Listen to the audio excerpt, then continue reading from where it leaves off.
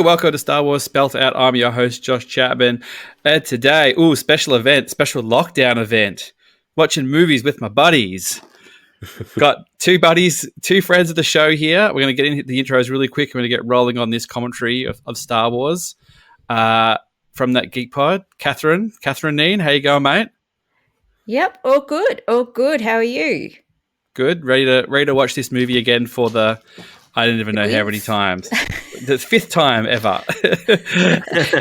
And joining me again, a friend we've had on a few times as well too, Heath Chamerski. How you going, mate? Yeah, not too bad. How are you going, mate? Very good. Excited to catch up with you guys. And you ever done a commentary track before? I have never done one before, but I think you guys are veterans, aren't you, by this stage? Yeah, so you'll know that it doesn't take a lot of skill. It's just a lot of nonsense talking, really. Yeah. So we'll get stuck into it because we all know the movie very, very well. So we're all got a Disney Plus. We're watching the Disney Plus version for anybody at home, the McClunky cut, as they call it. So if you're watching at home, and I'm going to count these guys in as well, if you're all ready to go, we're starting at the very start at 0. I just saw a lot of frantic sort of like people getting ready. So are you ready, Catherine? Yep. Are you ready, Heath? Yep, good to go. I'm going to go 3, 2, 1, play. And there's the old 20th Century Fox fanfare. Do we miss the fanfare, guys? Oh, yeah. Yep. Yeah, it's part of it. I wish they could have. I mean, I guess they could add it for future movies now that they own 20th Century Fox. They could put it back in, couldn't they? Yeah, they could, but I don't think they will. You think they've already committed? They've committed now. They're like, I did feel weird. Did I feel weird? Force Awakens, like the first one, going, oh, no fanfare. We're just in on the logos. Yeah. I was listening to a podcast today called Art of the Score, and they had woo-hoo, yay! There it is. And they had a thing on studio fanfares today and all the different fanfares of studios, and yet 20th Century Fox just banger. Absolute banger. Would you count the lion roaring, the Metro Golden Mare when the lion roars? Would that be a fanfare, or is that just a title? They counted it. Yeah. There's actually was a couple of different lions apparently. So the first one was Milo Notice or something. They've just got like a bunch of different lions. When the next one dies, they bring the next one in. But actually, the fanfares, we know it. There was something, before the 20th century and Fox merged in the 30s or 40s, but the little bit at the end, they added that in the 50s when they had the was it Vista? Not Vista. No, I don't want to say Technicolor, but when they big screen and to really do the big extra. You are at the movies. It's like the THX of its time, like the brrr. To fight television. So I know. Here we are, the famous Tatooine, that famous shot from The Mandalorian of Tatooine. So Heath, can you remember the very first time you saw Star Wars? Do you remember the very, very first time? Yes. Well, I was trying to think about it, and I have a vague memory of seeing it at a cinema, which I don't think exists anymore, but a little theatre in Footscray in the western suburbs of Melbourne. And I remember seeing it on the big screen because I definitely remember seeing the trash compactor scene on the big screen. And I reckon this would have been the early 80s, probably when it was a re-release of some sort in maybe the early 80s. Because I would have been about 3 or 4. And I think it might have been the first film I ever saw on the big screen. So, yeah, pretty good one to start off with. I don't have any distinct seeing the very first. Return of the Jedi I saw in the cinema. I distinctly remember seeing Return of the Jedi for the first time and being excited. So I must have seen Star Wars before because I had all the reference points. But I don't ever remember seeing Star Wars for the first time. Like going, that was the time I saw it. I always remember maybe bits and bobs on TV or cousins having it on video, or I don't know. Catherine, what about you? Have you got a distinctive? No distinctive sit down. You are watching Star Wars now, but it was. I'm the youngest, so obviously my brother and sister would have introduced it to me, and we were very early adopters of a video recorder we had a Betamax. So, superior technology. oh yeah, it's still in the cupboard at Mum and Dad's. And here we go, best entrance. Yeah. I always remember one of the rebels always looked a bit like my Uncle Matt. Like the sort of the one where they do the one close up of the one guy who's sort of probably in his late 40s, 50s, you know, he's a bit grey around the temple. He looked a bit like my Uncle Matt, and I used to always not think that it was him, but be like, that's pretty close. That's the closest I've got to knowing somebody in Star Wars. Is that guy looks a bit like my uncle. That awesome. Close up is damn good for an extra. Like, come on. That's so good. These are all just the local British crusties that they've, have just come in for the day job. It's just another day on the set on some stupid 70s sci-fi thing. I mean, yeah, they could never imagine what they'd be getting into, would they? Really, just let's show up for a day at work, just to do background 40 years work of convention work. Yeah. I mean, do extras go to the conventions? I don't really. Yeah. I mean, I probably would. Really? Wow. I know really the small roles, they sort of get a pretty good living out of the convention appearances, but well, they're all kind of sadly dying off now. Like not to bring the movie down to a bummer, but it's getting close to a 50-year-old movie now. It's it's over 40 years old now, and obviously so obviously Carrie's not around, and other people, obviously Peter Cushing's long gone, and David Prowse is gone, Kenny Baker's gone, so it's Peter Mayhew. It's getting to that point where it's going to be like the Wizard of Oz, like the last remaining Munchkin kind of thing. Yeah. Oh, it is sad, but you're right. It is 44 years old now. So, yeah. Not quite as old incredible. As us, but almost. Oh, it's almost. Older? Older. Yeah, sorry, older. Yeah, sorry, Catherine. You're That's right. You were right. I was wrong. Yeah. It's funny, though, because like so much stuff from the 70s just doesn't hold up. Like, I don't know whether it's just because this movie's got given so much love over the years that it's been given a spit polish and it kind of looks better, and the prints are cleaned up and blah blah blah, and obviously the special edition stuff as well. But it still looks pretty bloody good, doesn't it? Yeah. Oh, everything about it for a low budget film. Apparently, too, it wasn't certainly one of the high budget films of the time, which is insane to me because it looks still incredible for what it was. They must have literally stretched every dollar, really just But I think this is where filming in Britain really comes into its own, because they're used to small budgets. A lot of these people would have done like Doctor Who's, which is made on pennies, and can look, I mean, admittedly sometimes it's cardboard, but can look very good. Yeah. But they were all sort of, they did used to shoot quite a lot of things in Britain back, I still do now, but, like obviously Bonds and all that kind of stuff as well. They had the big stage. They used to film in Britain because they had the big stages, So it did have major studio money behind it. But again, like you said, it was just another sci-fi. It was just, all right, what are we shooting today? Some stupid space thing that some guy from America's making. All right. C-3PO, Tony Daniels. We want to talk about conventions, Heath. You won't go to a convention without running into Tony Daniels. No, good luck to him. He's made an incredible living out of pretty much just the one role. I don't know of any other films he's actually been in. That's crazy, because at Celebration, like Catherine, you can attest to this. Like at Celebration, he's been doing it for so long. He's kind of worked out his own hustle, where he kind of attends. Like they need him to attend because they want Anthony Daniels there. But he kind of has his hustle where he's like, well, I'm not going to go through like the official stuff. And, if you want to, like he does his own like meet and greets that he organizes in like the basement of the venue that's kind of off the official schedules and just advertise it himself. Like, if you want to meet me, just bring like $100 cash to this basement and I'll come and meet you. Rather than like, I'll go through the Lucasfilm booking thing and they get their cut and I get my cut. Like he's figured out the hustle of like, if 200 people want to meet me, that's this much money if they just come directly to me. Oh, wow. That's insane. Yeah. Oh, and by the way, I've written a book. By the way, have I mentioned my book? Yeah. But to give him his due, like he has worked his ass off for Lucasfilm over the years. He has done everything they have asked of him. Oh, absolutely.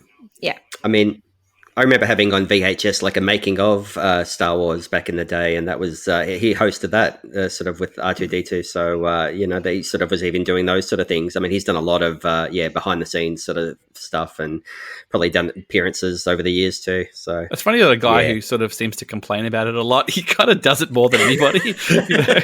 Whether it's just like, well, I'm doing it so I get to I'm doing it so I get to complain. You know what I mean? Rather than being like, I'm not even doing it so I have no right to complain. Yeah. So, I mean, but 40 years later, still making a good living from this role. It's you can't really complain too much. Yeah, that's true. All right, and here we are out in Tunisia, out in the desert. That's just an interesting, like, just that shot of sort of them walking down the hill, and you can see the tracks. Like, did that mean they had to get R2 that fake, like, not a real robot R2 to go all the way down that hill? Because obviously the footprints would be there if there was a bunch of dudes. Or do you think they dragged him down, put the footprints, and then got like a board or something and scrubbed out the footprints as they went along? I mean, that would probably make more sense, wouldn't it? Yeah. Rather than putting Kenny Baker in there and trying to get him to push him down a sand dune. Oh wow! Yeah, and I'm sure again, British film crew experience with filming in the desert. Things like, now forgotten the name of it. The David Lean Lawrence of Arabia. Yeah, yeah. All sorts of desert movies. They know what they're doing. I just feel like if I was out there shooting that sand dune, it would have taken me all day to come to the conclusion I just made then, where I would have spent 5 hours trying to get a droid to go down a hill without having the footprints, and then gone, oh yeah, we can probably just get a board and scrub the footprints out, and wipe them out of the shot. But anyway. That's true. I mean, it's such a great opening. Like, I know it's said over and over again, but 10 minutes in, and we really don't have a human character. Like, we've seen little bits of Leia and Darth Vader, but it's focused on two droids that are in 1977 would have been completely alien to anyone in the cinema. I'm quite curious to see that when I sort of show Olive this, my 6-year-old, whether she'll be engrossed enough at the start. You know what I mean? Like, she's sort of seen the first half of Force Awakens. Force Awakens is a bit more modern filmmaking. It's more bang, bang, bang, bang, bang, stuff's happening. And, you see Rey quite early on in the story, and you see, all that kind of stuff, BB-8 and things. Like this sort of trudge in the desert. I wonder if she'll just be like, what is this? Like, whether she'll be engaged enough or not. It's funny though. Like, R2, his little attitude. I suppose we've got Jawas and stuff. I don't like you either. I think, no, it's definitely true. Because, I mean, I think nowadays you'd probably get notes about, with the main character's not introduced till, 20-some minutes into the movie, and that would be a problem. But, no, I mean, I never questioned it, watching it as a kid. I think there are deleted scenes. Isn't there a deleted scene of Luke, like, looking up at the space battle and things? I think there is. That they actually did shoot that for that reason. Like, that reason of, like, we got to get Luke in this. And then we're like, this doesn't make any sense. Let's just bring Luke in when we bring him in. Yeah, I think it was all part of the original script where he saw the space battle, went and met up with Biggs and Cammy and all of them, and was telling them about it, and they didn't believe him. And, it was all part of the original script, all filmed, but I think it just didn't work. And it was one of those things that I know. Archie it's just so face planting. sad. It's so sad that Jawas still look great too. Oh, Jawas. Yeah. And even in the all the sort of the clarity, we've gone from, watching it on telly, VHS, DVD, Blu-ray, now to 4K transfers. Like, so you still just see the eyes, like the black of the face is still completely sort of. I always kind of thought, by the time we get to DVD, you'll probably just see that it's like a mask or it's some sort of. But I never really know what's going on under there. They've kind of been pretty clever about the way they've lit that. It still holds up brilliantly. Yeah, I mean, it sort of works, and that's. I mean, I know, yeah. So I mean, it's hard to tell, what was done originally and what they've cleaned up over the years because, like you said, it's sort of they've done a lot of retouching of it over the years. But even so, I think even if we're watching the original versions, it would still hold up incredibly well. I'm just amazed that I still spot stuff. I spoke about something I spotted I'd never noticed before. I'll wait till we get to that point in it. But it's just weird that I must have seen. I think I've seen this 100 times. I think I would have seen it over 100 times. This movie by now, I'd say, without pretty much a shadow of a doubt. The doubt that I think about it, which is kind of crazy, really. It probably is the movie I've seen more than any other movie. Oh wow! Even though it's not my favorite, I don't know, and not that I mean, it's up there, but I don't know. Is it the one that you guys have watched the most? No, actually, Jedi easily is the one I've seen the most. Yeah. This or Jedi? Yeah. Mm. I watched Jedi a lot on video repeatedly back in the day, actually. But yeah, as a kid, that was the one I was really obsessed with. And if I was forced to just choose one to watch the rest of my life, it'd probably be that one I'd pick of all three of the original trilogy, or out of all the. Yeah. Hopefully, it never comes to that. No, there's room for all of them, even even the new ones, which I love as well. But that one holds a special. I mean, I remember watching that originally on a bootleg copy. I think my uncle, might have gotten a dodgy copy somewhere. I don't know where you get a dodgy copy of a movie back in 1983, but he somehow had a dodgy bootleg copy of it. And for years, I hadn't seen it properly. So when actually finally I watched a proper VHS copy of it, it was like, oh my God, I can actually make out what's happening. It wasn't just a shonky of it. I remember a kid at school had gotten... Somebody had gotten a copy of the Ninja Turtles movie, like the OG one, the 1980, no, was it 91 or whatever it was? I got a copy of it from America or something. And yeah, that dewback's no good.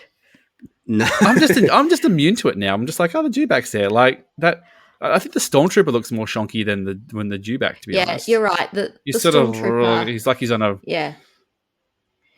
They're okay when they're in the background like that. It's less noticeable, but when they're sort of added in, I'm the nerd who has the double disc DVD with the laser disc rip as well as the special edition. So I always watch the laser disc rip, which is shocking. It's like it's the pan and scan. It's like in a square. Oh no, it's the widescreen, but it's in a square, isn't it? No, all of that's fine. It's just not being cleaned up at all, but it is as close to the original version as you can get digitally. So that's the one sort of I always watch. There's a especially few rips. Of New Hope. There's a few. I think there's a despecialized version online you can get where some dudes have sort of painstakingly recreated it from old prints and from other rips and kind of got it as close to what it was.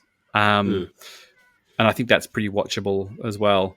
Yeah. I haven't seen that in ages. But again, that always feels like going back to and watching the despecialized is like, oh, wow. Like, okay, that's what that looked like. That's what that looked like. There were some slightly shonky effects.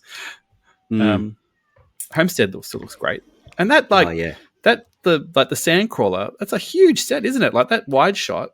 I mean, might have been a little bit of forced perspective, but it's still pretty bloody big set. Yeah, it'd be interesting to see what actually did exist on set for that because, it looks incredible. Absolutely amazing. Yeah. Because those Jawas are sort of right next to it. And here we go. Yeah, here's Luke. And yeah, so, I mean, 17 minutes. The Obi-Wan show, Heath? Yes and no. Do you want the gaps? Do you like the mystery? Do you want the gaps filled?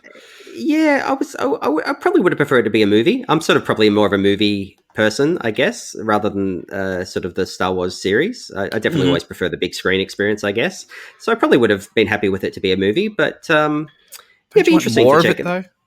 Not necessarily. 8 hours of it. No, I mean, I've always been much more. I like the 2-hour blocks, go to and also seeing, in a cinema and that sort of thing. So rather than, I've never been a huge TV watcher ever, really. So it is always a challenge for me to sit down and watch an episodic TV show from start to finish. I just love R2's sideline look at 3PO during this scene where he's 3PO selling himself, and R2's just like turning his head, going, "What's going on, mate? What are you doing?" He's a little bit slow to pick up. Oh, there is a bit here that's come up, which is my favorite side Star Wars character, which is the indignant Jawa. So just watch for him. The moment where R5 or whatever, he blows up, and and Uncle Owen's like, "Oh, what are you trying to push on us?" And the Jawa just goes like, "What?" Like he kind of puts his arm here, like, what do you want from me, man? Like, buyer beware kind of thing. I know we'll probably be slightly out of sync, so you might see it before me, but I always love that. If anyone sort of asks, it's like, who's your favorite Star Wars side character? It's always the indignant Jawa. Yep, there he goes. Yeah. It's funny. You always remember these little bits, don't you? Like, and it's been a while since I last watched it, but it's fantastic, isn't it? Yeah, it's just some great little extra acting. I don't know whether George Lucas. I do hope he was just like, oh, like when he's trying to like corner you, just be like, whatever, man. What's the matter, you kind of thing. So, I just love. Star Wars Minute pointed this out, and I can't help but hear it now. That whenever the Jawas speak, you hear Pete a lot. So all the Jawas now, to me, are called Pete. Oh, right. So it's almost like Smurf or something. Like it's sort of yeah. Now, I mean, hearing this scene is something that I never notice on all my VHS was how deep the set goes. You can see like the hopper in the garage. You can see the little tunnel to the rest. But yeah, it's actually got like your ship out the back and stuff. It's sort of that.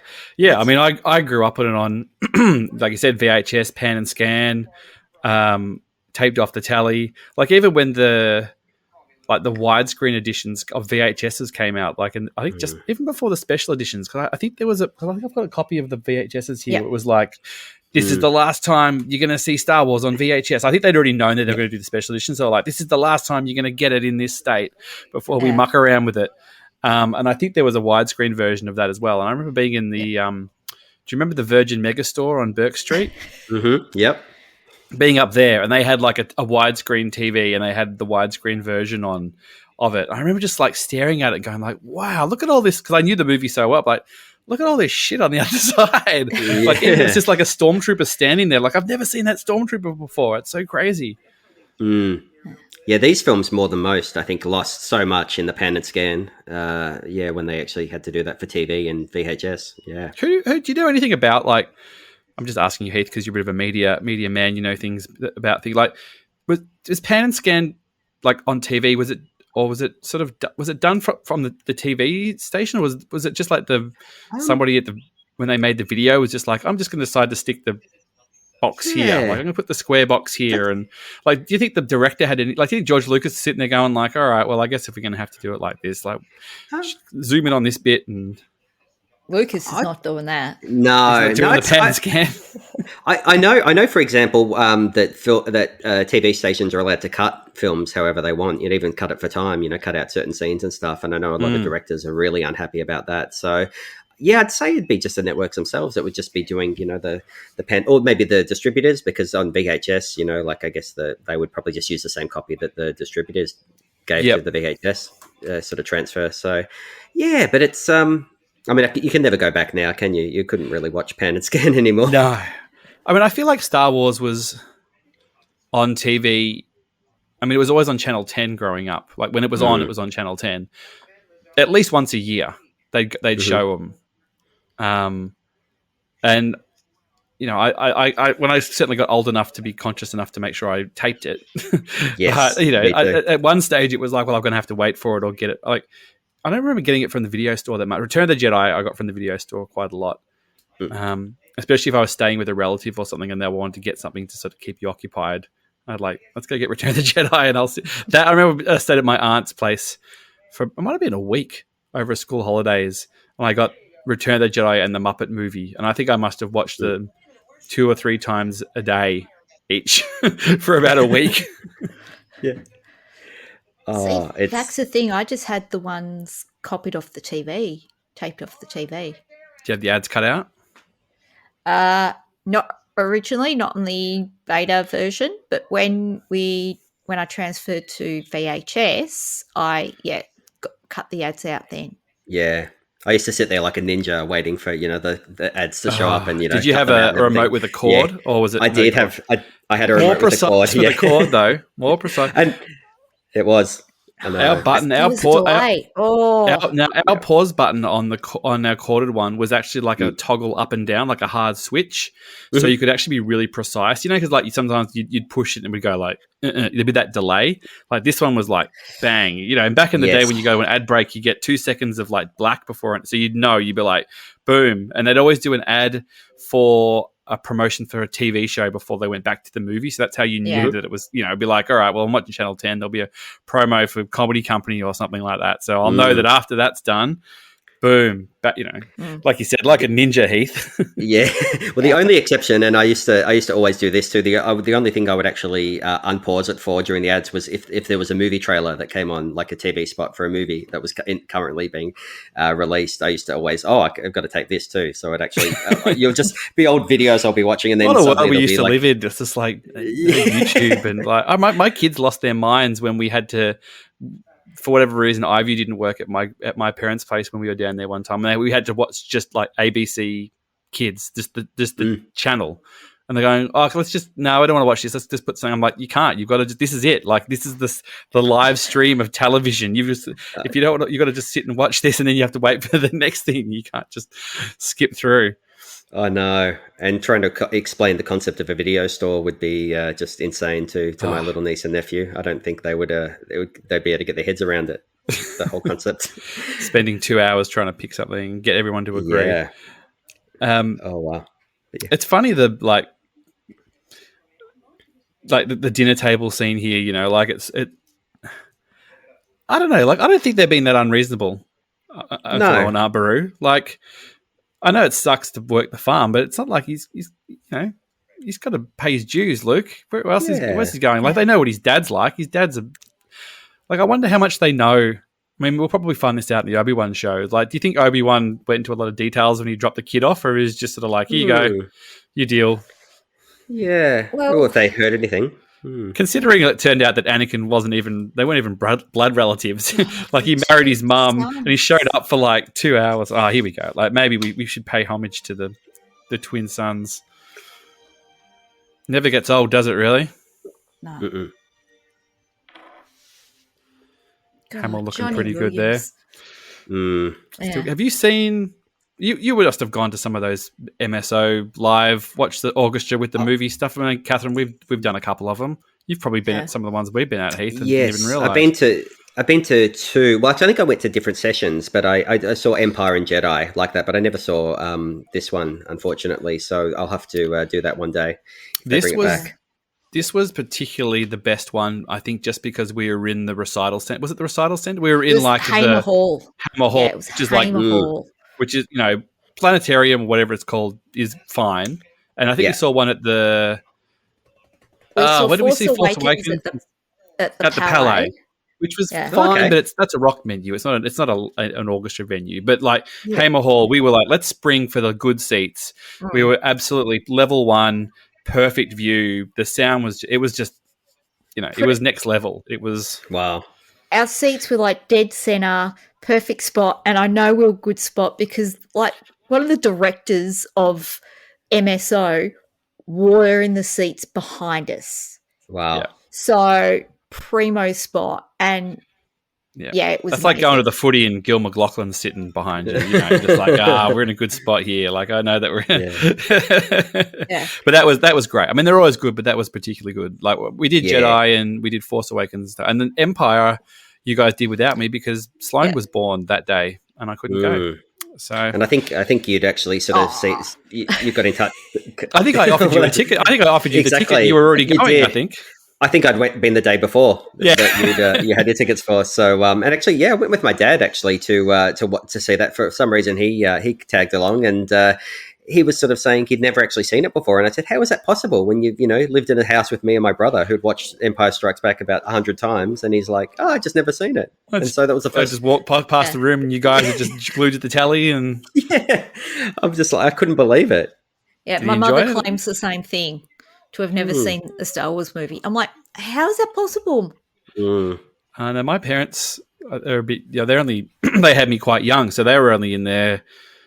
I think when Star Wars came out, they must have just been 17 or 18, I think. So they said they went and saw it at the cinema, and they went to the special edition. I took them. I think I might have even taken them to the special edition because they hadn't obviously seen it on the big screen since they saw it the first time, and then they definitely went to Force Awakens, like everybody else did. But I don't know if they stuck with it after that.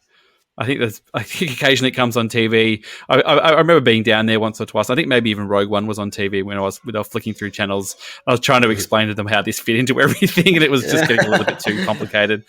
I'm like, this is before the original Star Wars. It's just like, oh, the ones where he's like, not the ones where he's little, not the prequel ones, not the Ewan McGregor ones. This is after that, and and that's not. And like, it's got the girl, the English girl. I'm like, no, that's a different English girl. She's not the one from down the thing. It's another one. Anyway, Look, there's Steele's rock. Yeah, that is the weirdest inclusion of how R2 is getting in front and behind of that rock. But I do like the strategically placed rocks in front of the land speeder, so you can't see the little wheels or whatever it's sitting on. Yeah. They're just kind of like... Yeah, don't like the new crepe dragon yell. Yeah, I was going to say, that's a new effect, isn't it? When did they bring that in? One of special the various edition. edits. There's a few weird... Yeah. There's a few... I don't know... They've done like the special edition, then there was the DVD release versions, then there was the Blu-ray release versions, and now this is McClunky cut. Yes. Yeah, the infamous McClunky. Hey, that McClunky, made me a little bit of money on T-shirts, so we're never going to badmouth the McClunky in this house. No. Well, it is funny, actually, when I was queuing up this to watch tonight on Disney+, it was actually at McClunky. That's right, obviously. That was the last time you watched it. That was the last time I watched it. It's as far as I've gotten. Actually, I had to see it for myself. That was the first thing I think I actually watched on Disney+. I went to that straight away because it was notorious when Disney+ launched, wasn't it? It was funny because Mandalorian was already on there when it... Well... Yeah, I think it was there with Mandalorian, and most people went to watch Mandalorian, and somebody went and watched Star Wars and went, hey, there's this weird McClunky thing in there. It's just, I mean, we should talk to it more when we get to it, but like... Yes. Yeah, we'll hold our powder on McClunky until we get there. 'Cause I want to talk about Alec Guinness. How many things have you seen with Alec Guinness in it, apart from that isn't Star Wars? I mean, Bridge Over the River Kwai, obviously, is the really famous one. I don't think I've seen him in anything else apart that's not Star Wars or Bridge Over the River Kwai. I can never remember the name of it. It's like something in Coronets. He plays like 10 characters that all get killed off by another person. Like, it's awesome. It's a really good movie. Seen him, he's Fagin in an early Oliver Twist, I think. Not the musical one? No, the one before that.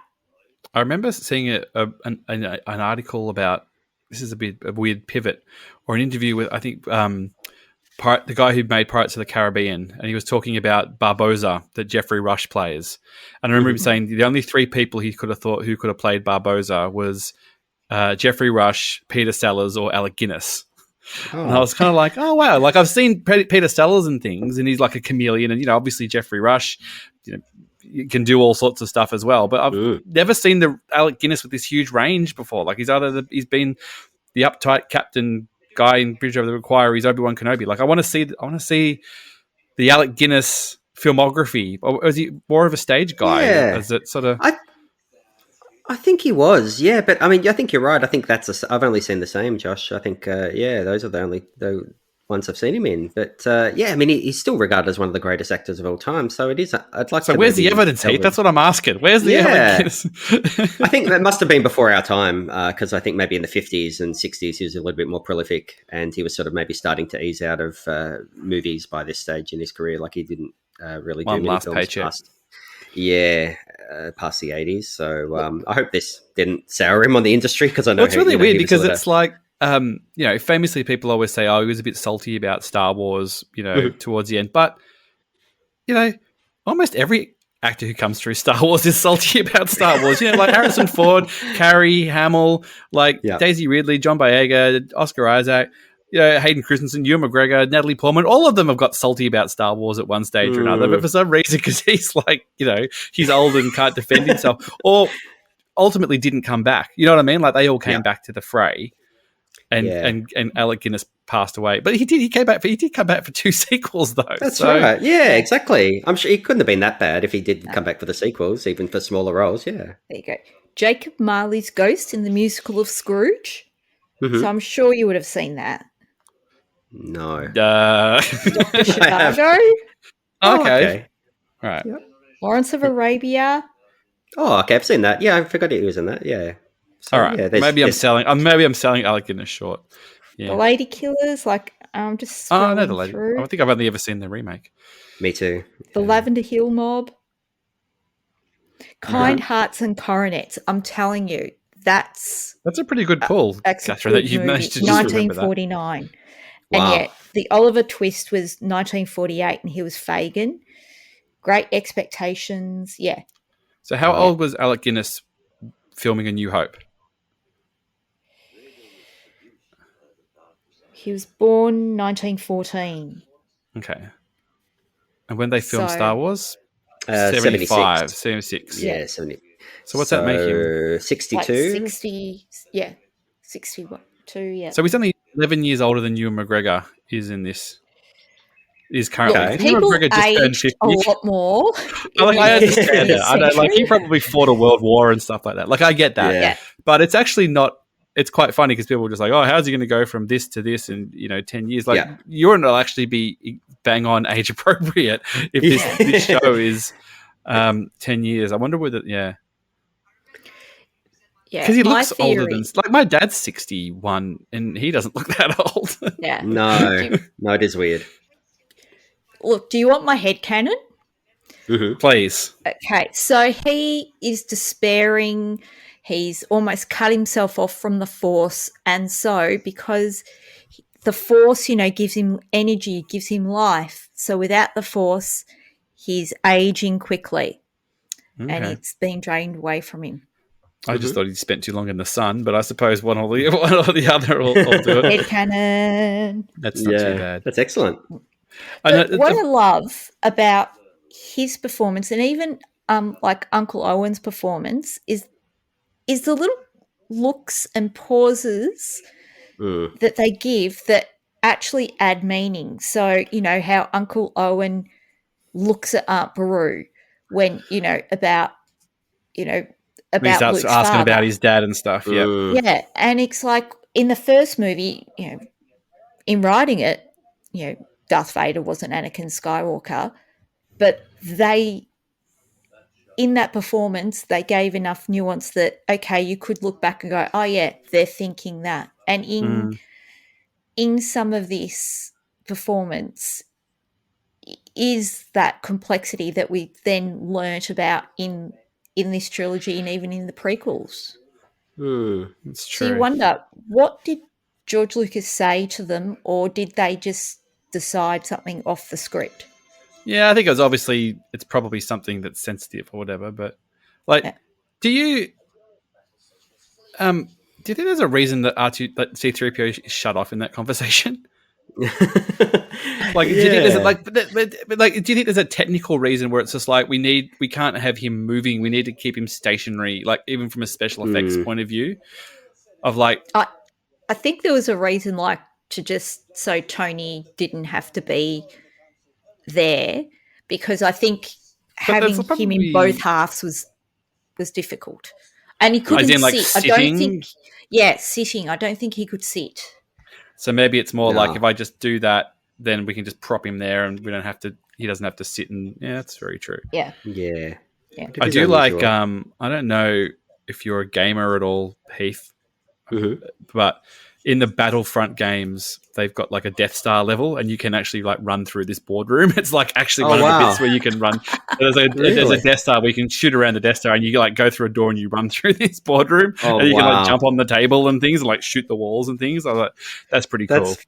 That is fantastic. I know one of my favorite. I think the favorite levels. I don't know which Battlefront game it was, but you could actually redo the Battle of Endor, and I did love playing that. That was very fun. Jump on a just speed running bike, around. get going. Well, we're just running around as a stormtrooper, like mowing down Ewoks. It was actually very somewhat satisfying. It was great. There's the cool one in that too. In the Battlefront one is Jabba's palace, and you get sort of a feel for the geography of it. Of like, oh, here's the throne room. You go down these stairs, and like there's the Rancor pit, and then you go around here, and all the sail barges are all parked out here, and it's quite a cool way that they've actually realistically gone. All right, well, this location is more than just a room. With some puppets in it. Like, how do we put these things in here? But yeah, I'd love to play that. Actually, yeah. I think you can get it if you've got an Xbox or a PlayStation. You can get it for like $5. I think now it's been out for a while. It's true. I mean, there's so many games, isn't there? Hopefully, there's some more in the future, and that they haven't sort of stopped.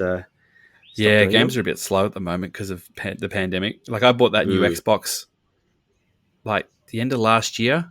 Mm-hmm. And I've got like one game for it because there's like nothing. I know. Oh dear. The poor old Jawas have bitten the dust. Yeah. They seem a bit like these stormtroopers have never been more brutal than they are in the first bit of this movie, aren't they? Like, considering what they do to these Jawas and then what they do to Uncle Owen and Aunt Beru. Yeah, absolutely. They're kind of a bit sort of used as comic relief almost in subsequent sort of episodes. And this one, they're a bit incompetent. You almost wonder whether retconning like Death Troopers into these strike forces almost. Yep. I mean, I always think of you must have seen it. Like, I remember back in our multimedia days, Heath, of like Troops. You remember yes. Have you ever seen Troops, Catherine? You must have. Like the stormtroopers turn up and Aunt Beru tries to blow them up and she ends up blowing herself up. Oh no, it was fantastic. Actually, it was. So even that effect still works really well, doesn't it? The floating cars, and this is like they must have. I don't remember seeing those skeletons in the pan and scan.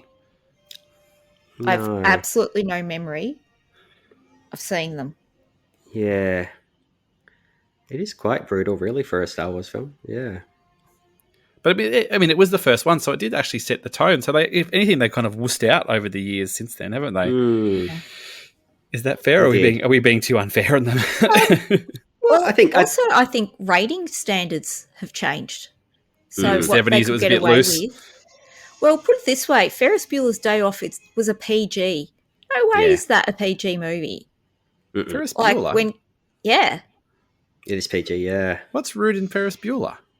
Oh, I mean, there's I'm the girl, the nurse who likes to. Yeah, but they like she closes the door like nothing.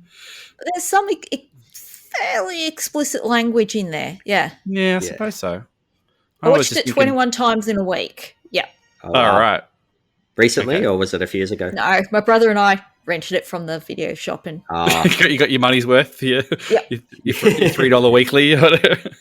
Yeah, it is a classic. It is a great film. Yeah, and it actually has the Star Wars theme in that too, which I couldn't believe. Remember the scene where when they're driving the Ferrari? Yeah, they take the car for a spin, and it actually has the actual Star Wars fanfare. It's incredible. Yeah, it's.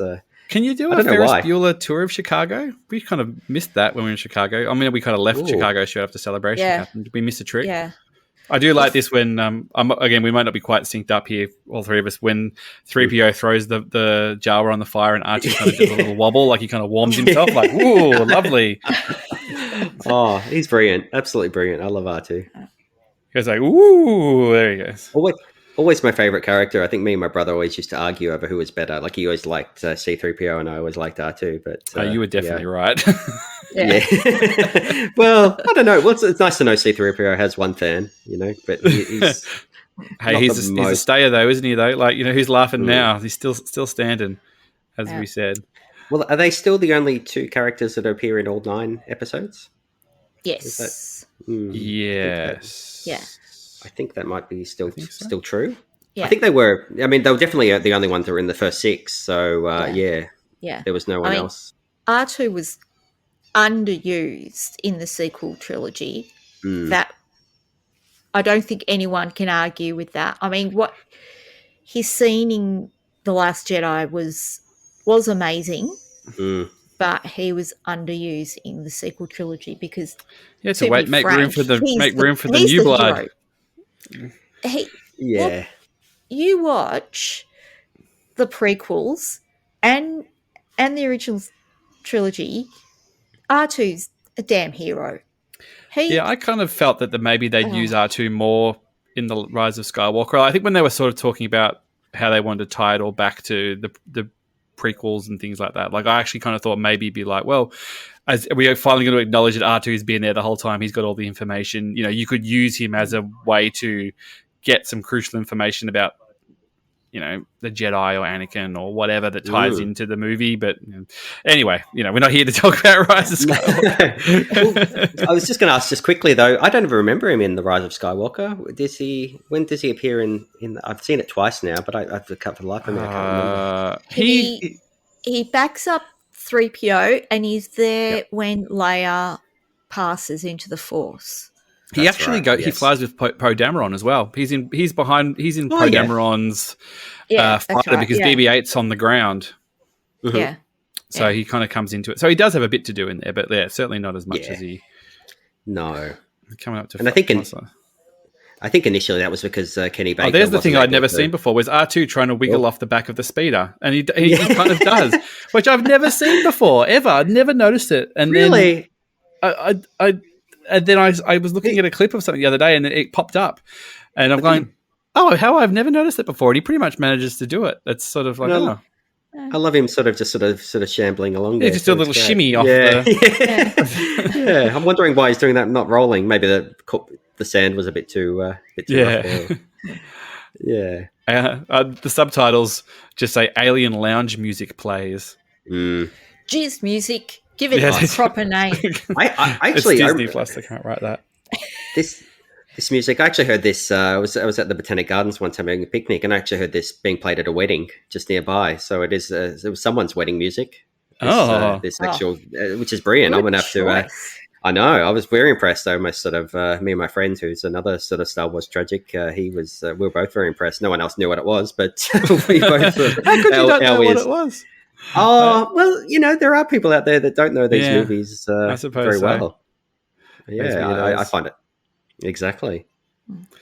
I just that this is a very good, like when we talk about widescreen and pan and scan, this is a very good sort of like look in the corners kind of thing. And you see a lot of extras and stuff, like just sort of some frumpy British blokes sitting in the on the edges of shots and things I've never really noticed before. Especially like it just looks like the credit to them. This 4K, like I'm watching this on my sort of 12-inch iPad. The 4K, like it looks great. Just like oh wow, like it couldn't look it much better. But no, it does. They don't have the werewolf in this version. I think they might have cut that out. Yeah. Because I know that Lucas was embarrassed by a few of the designs because they literally just grabbed any old sort of, you know, monster sort of costume they had sitting around for a couple of them. And but I think it's still... But they reshot a few, didn't they? They did some additional shooting and put some more monsters, some better quality old monsters in. Yeah. But I never minded the werewolf. I always thought it looked pretty cool. I liked it as a kid. Yeah. Justice for werewolf. Where's his,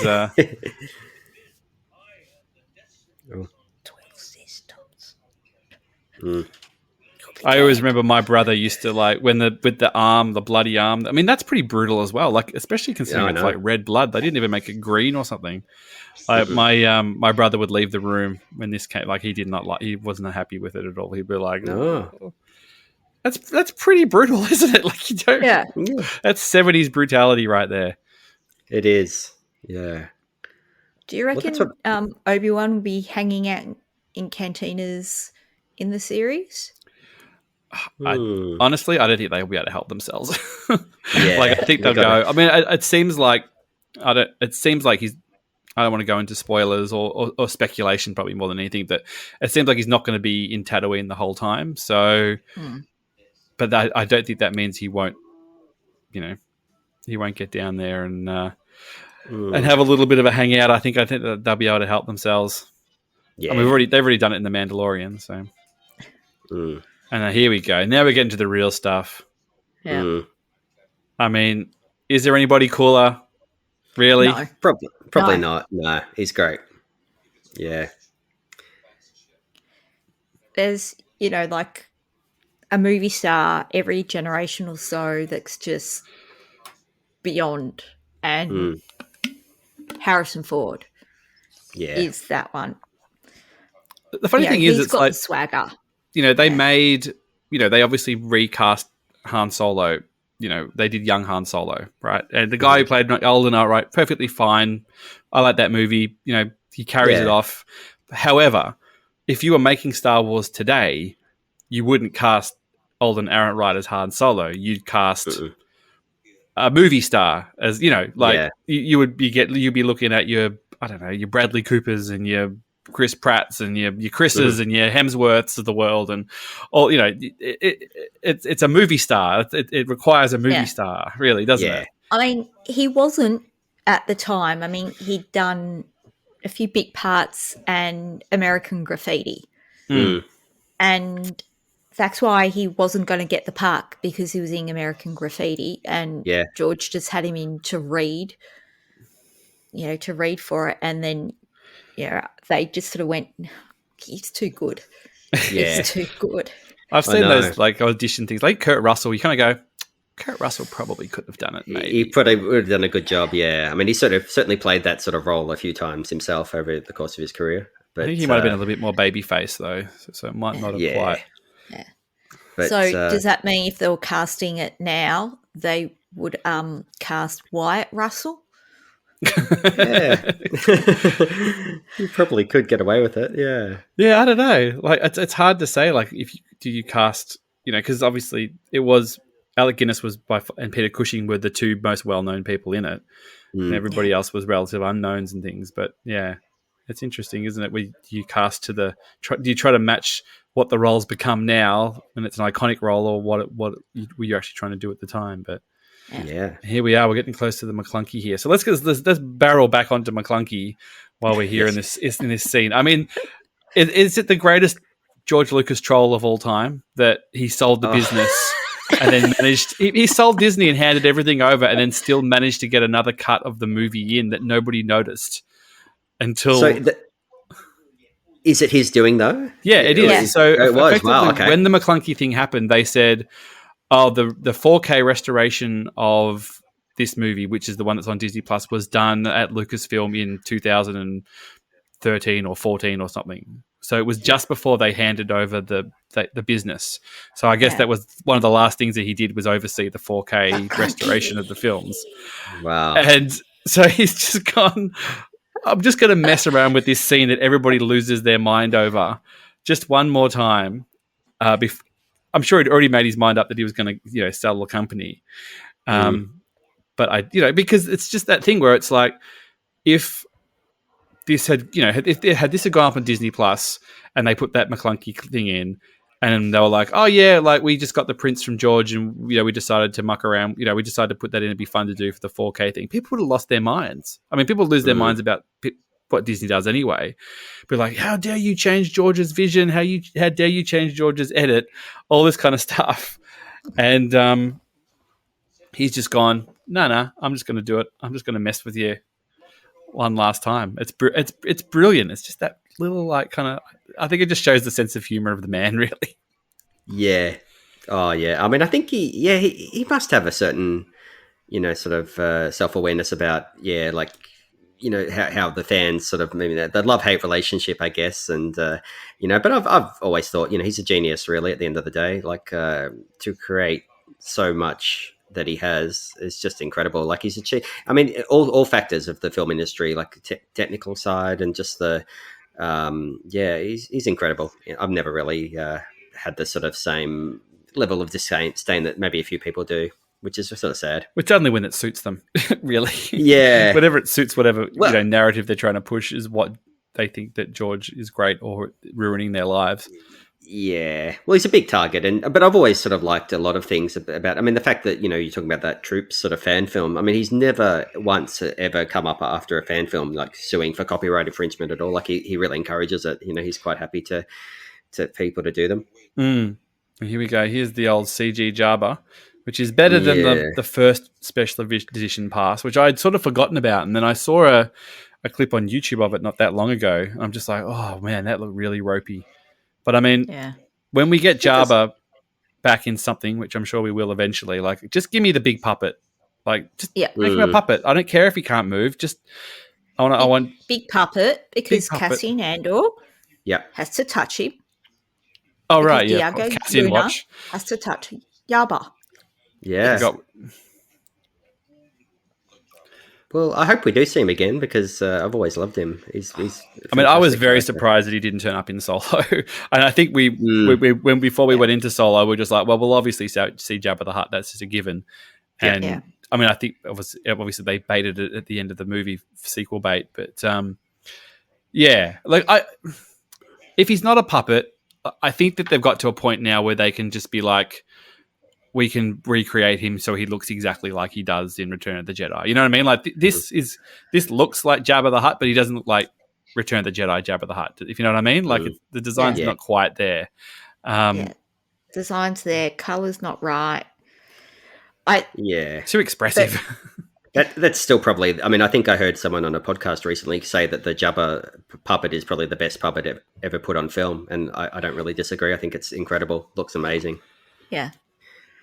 It's probably fallen to bits. A lot of those old puppets have all like deteriorated and stuff, haven't they? Absolutely deteriorated, because that was the problem with the Yoda in the cinematic release of Phantom Menace.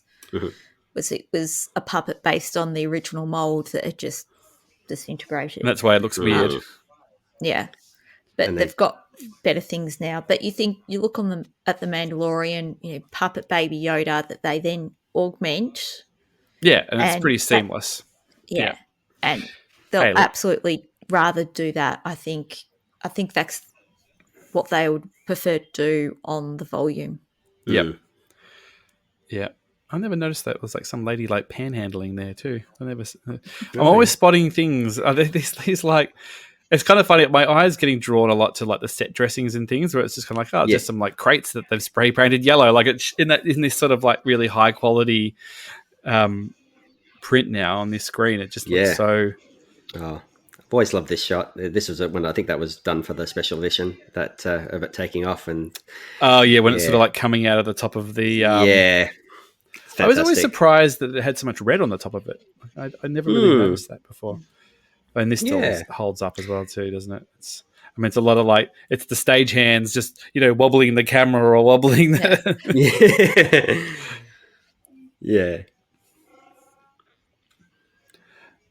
That's so cool. Cockpit of the Millennium Falcon. I know at one point in my life, we had a great big cardboard box from a fridge or something like that. I had it in the playroom and the texter drew buttons all over it, and that was my cockpit. Nice. I'd be curious to see, like, if we ever get to go to Galaxy's Edge, and ride the Millennium Falcon ride kind of thing, which apparently is pretty cool. Like, how much it feels like the Millennium Falcon, you know what I mean? Like, what's the trade-off between it obviously being a ride and does it feel like the Millennium Falcon as opposed to like I kind of feel like it'll be cool, but it'll feel like it's like rather than being like a real recreation kind of thing, I think it'll still feel like I'm in a ride. But it'd still be pretty cool. I mean I think it looks, I mean, I don't know how much it cost for them to make all of that Galaxy's Edge experience, but looks expensive. I think there's like, isn't there like 10 of them or something? Like, I think it's a whole thing where, because it's all the same thing repeated, you kind of go up into the Falcon, but then you go down a corridor and then so they can get some more people through. It's not like just one cockpit. There's like a whole bunch of, them, and you ride the ride and then you go out again. Some good layer work here. Yeah. Just throwing shade, foul stenches and all that kind of stuff. But someone, I mean, a lot of people do point out like the accent that she sort of has in this first one, like it's sort of slightly British sort of accent. I don't know if that was something that she was doing for this, attempting, or whether it was just maybe, she was living in Britain for a while at the time and maybe a little bit crept in. She's just trying to be a bit regal, just trying to, or whether she's putting it on. I mean, she obviously does it more at the start of the movie. So whether it's conscious of like, hey, you're still slightly in an official capacity here as a representative. So you can always, rationalize this stuff. It could have just been her accent was all over the shop. Yeah. I think there is a bit of, yes, I'm the princess. I'm in control now because I know, like I'm sure I'm not the only Australian guilty of this, that there's times when you want to sound more authoritative. So you try to take the ochre out of your accent a little bit and we end up sounding a little British. Well, I lived in Britain for 10 years and my accent was accused of me being Kylie Minogue like by the time I got back from when I come home at Christmas that I'd spoke with some British inclinations. I think it's pretty much worn off now, but I hadn't been over for 3 weeks and then come back sounding like Dick Van Dyke and Mary Poppins or anything. But some people get it more than a little bit more than others, a little bit quicker than others. I kind of think it's what you don't really notice. Obviously, you don't notice it while you're there, but then I just remember, you'd be on the tube and you'd hear a bunch of Queenslanders down the under, and you're like, oh man, bloody Australians, keep your head down. That's always the joke, like getting the Qantas flight back from wherever you've been travelling. You're like, oh my God, Australians. Yeah, they're everywhere.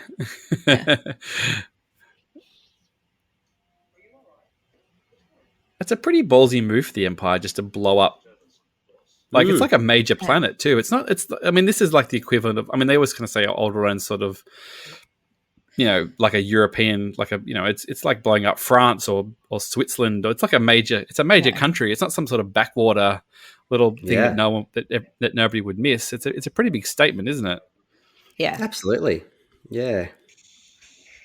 Yeah. Well, it's actually, it does raise the stakes, I guess, of the movie, doesn't it too, which is fantastic. It's a perfectly placed, really, to sort of make it, just to let you know what, that they mean business. That they're pretty bad. Yeah. And I think I think it actually had benefits more, like not all sort of filling in the gaps in Star Wars help this movie, I think, but I think that, like, knowing more about the galaxy and then coming to this and going like, oh wow, like Alderaan, like they really, this is the moment they make their move where that you kind of get a better feel of like, oh, we've dissolved the Senate, we've kind of had this faux thing where we've kind of made people feel like they're still contributing while we've kind of slowly been taking over, and now we've got to a point where I'm just like, well, the Senate is kind of irrelevant. We've got the Death Star now. We can just use this to keep everybody in line, and just to show how tough we are, we're just going to blow up one of the main planets just to give everybody a little bit of a warning about what we're all about. Yeah, that's great. The thing I always forget about this one too is that, like, we were talking about Alec Guinness before, but he was actually Oscar nominated for this performance as well, which is still, it's fantastic to think that back in the 70s that a performance like this was honoured with a nomination at least. He's the only Star Wars nominated acting, I imagine. Yeah, absolutely. And this was Best Picture as well. This got the Best Picture nomination too, and Best Director, which is, all well deserved, I would argue, but yeah. Yeah. The Academy Annie Hall beat everything. It. Yes. I think Annie Hall won all those. Annie Hall's a good movie. We always know Woody Allen's a bit of a shonky bloke these days, but that is a good movie. But I think, it's certainly not the landmark film that this is. I think if I was voting, I would have given it to Star Wars, but they might have been a bit more snooty back in the day. I know now you sort of talk about Oscars. I think that's sort of the precedence now is stuff like, when things like Titanic wins and, those sort of landmark, Return of the King and those sort of cinema, even though they're blockbusters, that they sort of what they represent as well as the. Well, I think that's why Return of the King won so many things, because it was in a way sort of cumulative recognising of the whole trilogy of what a massive achievement it was. And it was, like, Lord of the Rings is amazing. Mm.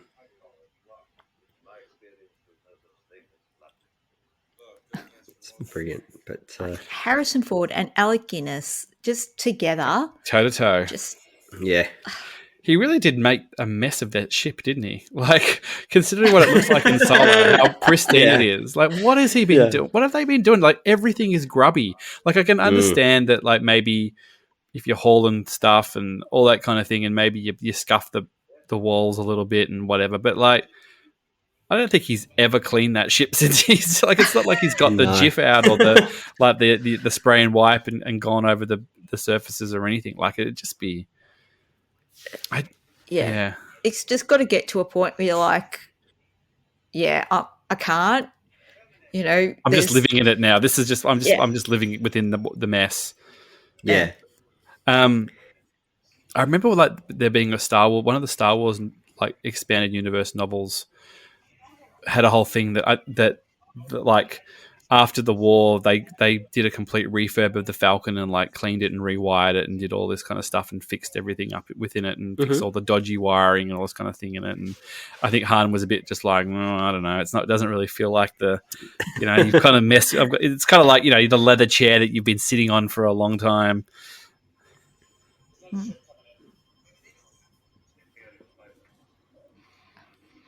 I've never seen that gun used ever again. That one that he sort of reaches up in the roof and shoots from. Have you ever seen that used in any other thing ever in the Millennium Falcon? No. Well, what's the gun that they're using? Hoth Base. No, that comes down from the bottom. Like that one looks like it's literally coming out from the top of the cockpit. Like it's almost like there's a gun on the roof of the cockpit on the side there. Yeah.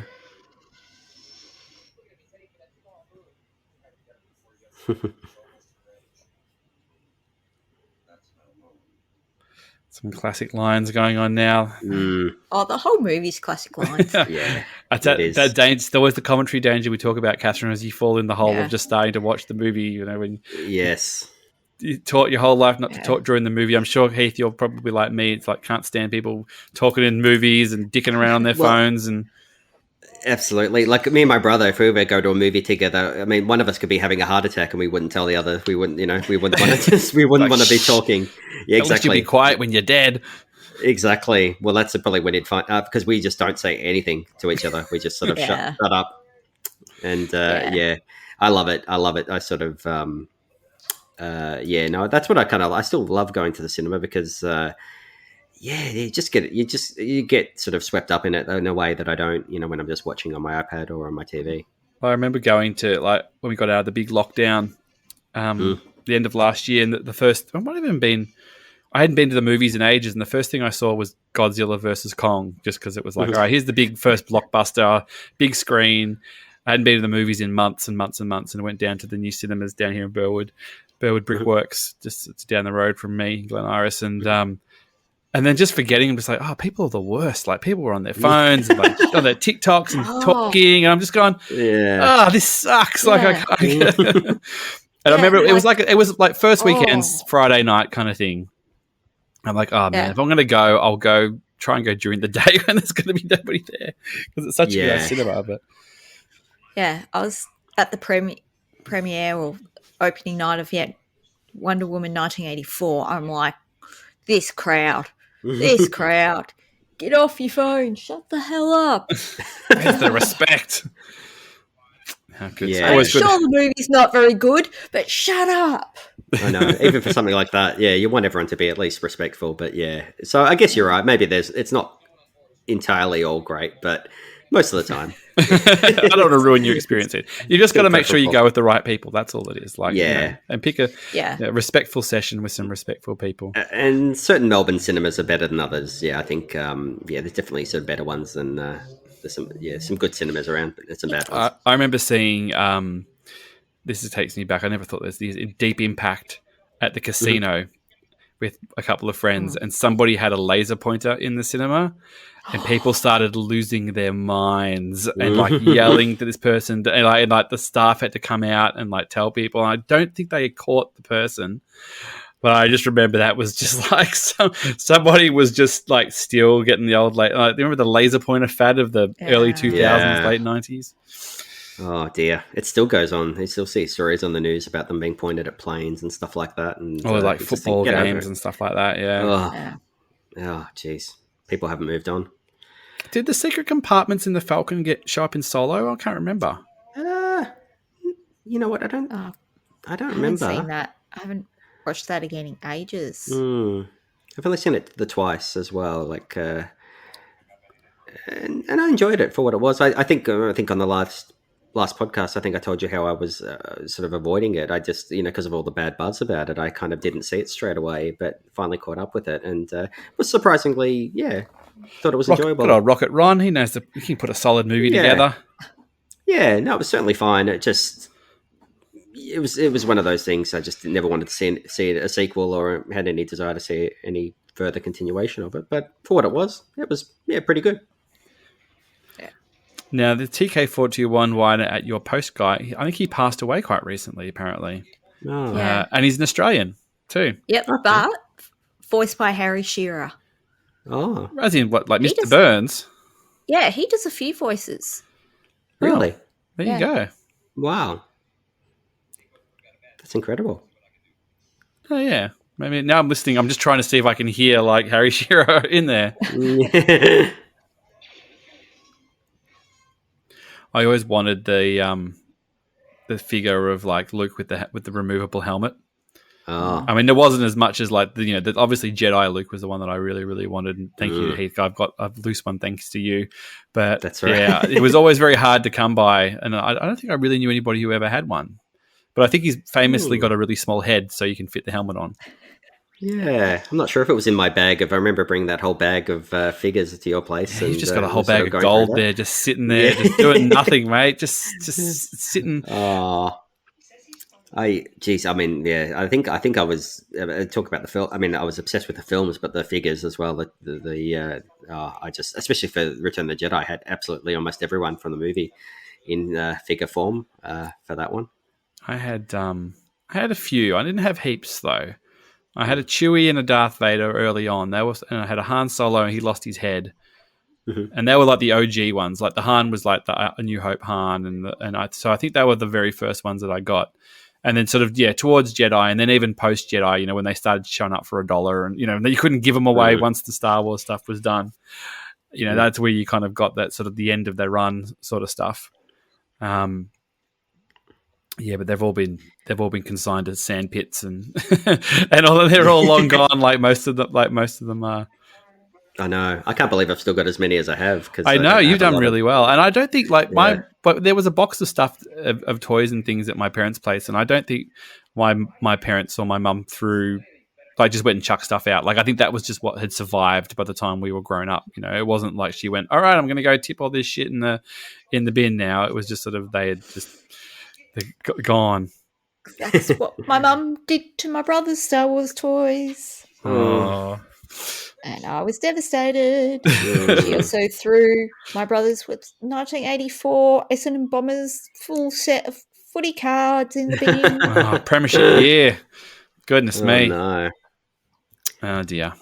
Well, to be honest, I look at my house now and the amount of crap that my girls have got, and I could easily go, there's half of this shit that I could I could get rid of. Like I wouldn't necessarily throw it in the bin. Like I would, we've actually done we've done a few sweeps of like, here's a box of stuff, Facebook Marketplace, anybody who wants some free toys who's got little kids, when the girls have outgrown really little kid toys and I've moved them on. So guilty as well, like I wouldn't throw the Barbies out, but there's probably some stuff in here where I could, maybe they'll be in a podcast in 20 years going, I can't believe Dad threw my Elsa toy out, just like that. And does everybody any idea what that's worth now? And, now at the 20th anniversary of Frozen.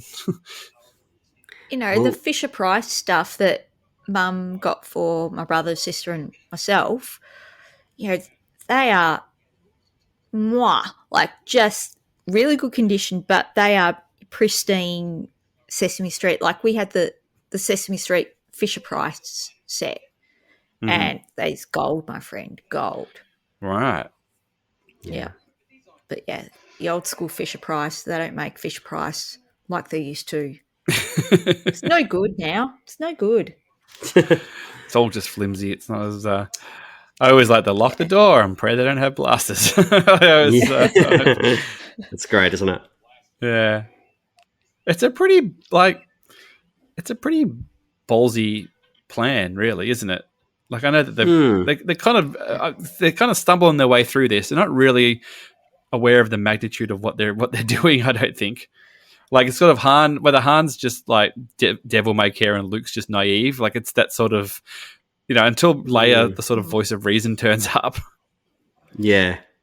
Yeah, it's true. Not a lot of planning goes into it. Really.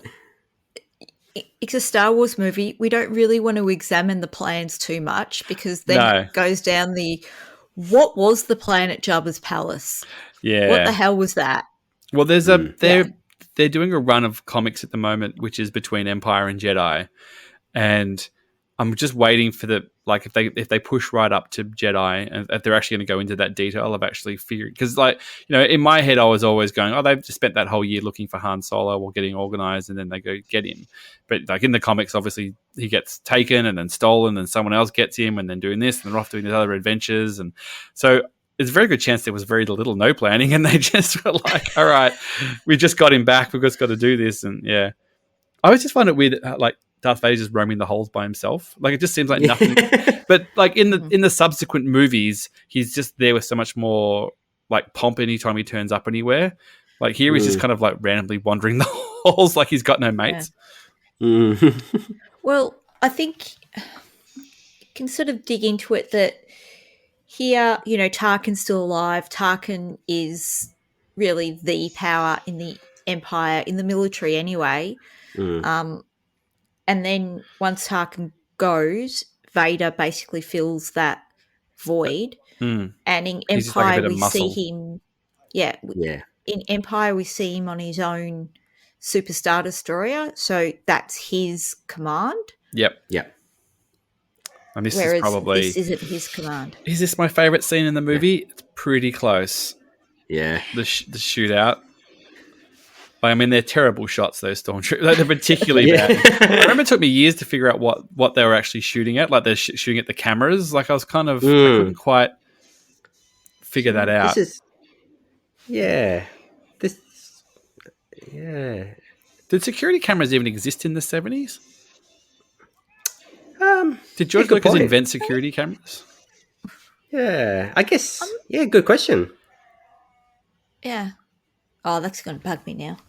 When was the security camera invented, and who invented them? Like, were they that common and things? Like, I don't know if they were super common, but I'm sure they were around. But I mean, like, did video? I mean, I'm sure video in some respect existed, but getting sort of live video feeds and things, like, I just wonder whether it was like, unless you got like a roll of film and put it up there and then like periodically change it and stuff. That doesn't.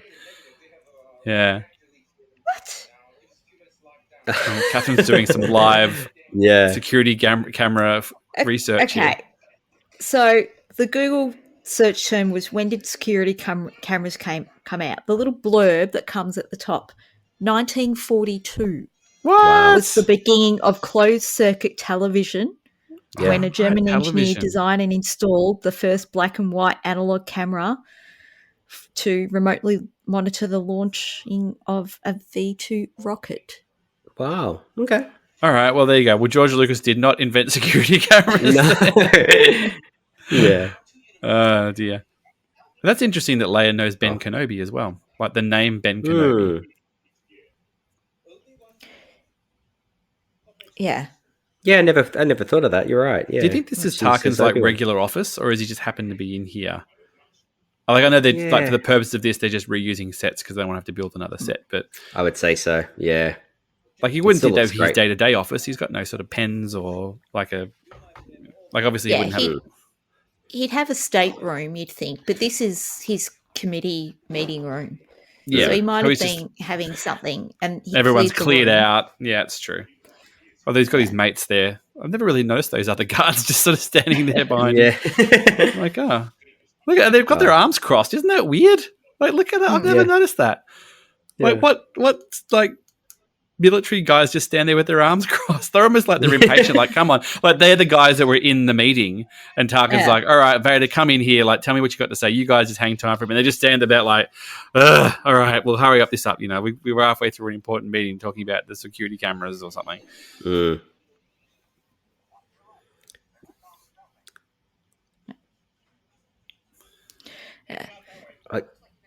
I mean, that's where Leia's accent sort of diverts back to her natural.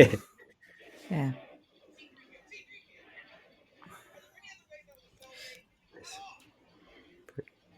I mean, this is pretty awesome. Yeah. And just, it's just actually, I mean, with this transfer, you can just see, C-3PO, just all the like little details in the suit as well. It's incredible, actually, sort of stuff that I'd never, I mean, always just sort of, you sort of just how grubby he is. Yeah, exactly. It looks a bit gross. Yeah, actually, a little bit filthy. Needs a good clean, I think. And he had a clean before, but it seems like he true. Yeah.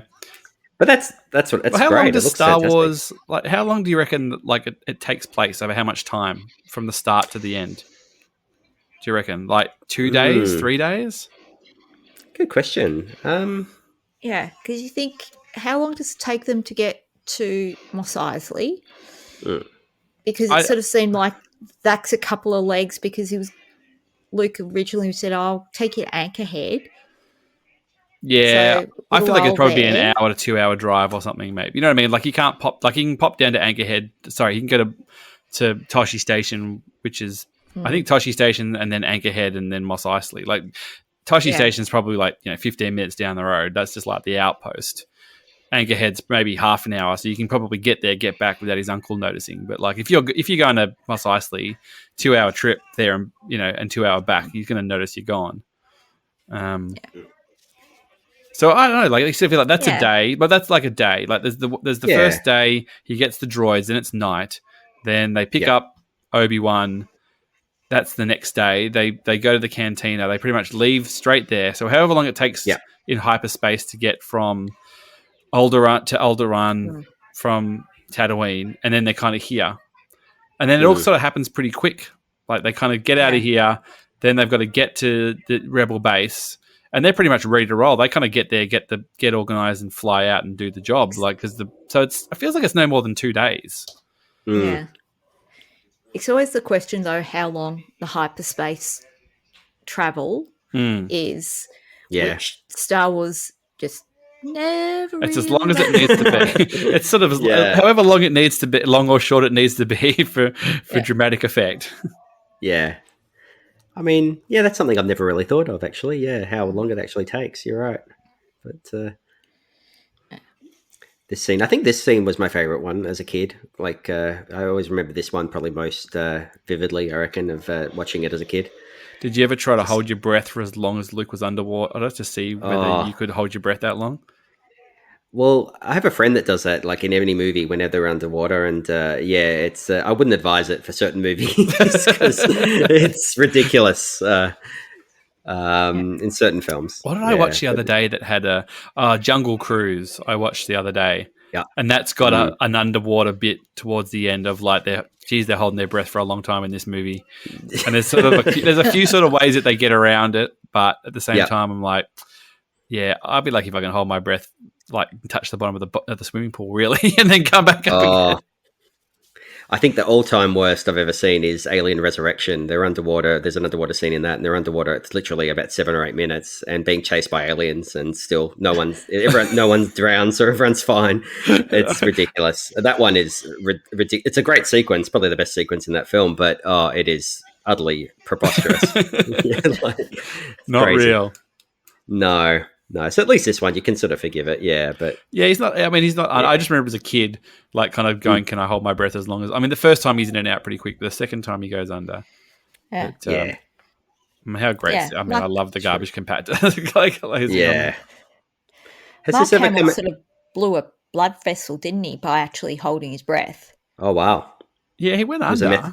Method, which is a bit weird because, like, how long does he really need to be under? Like, just cut away.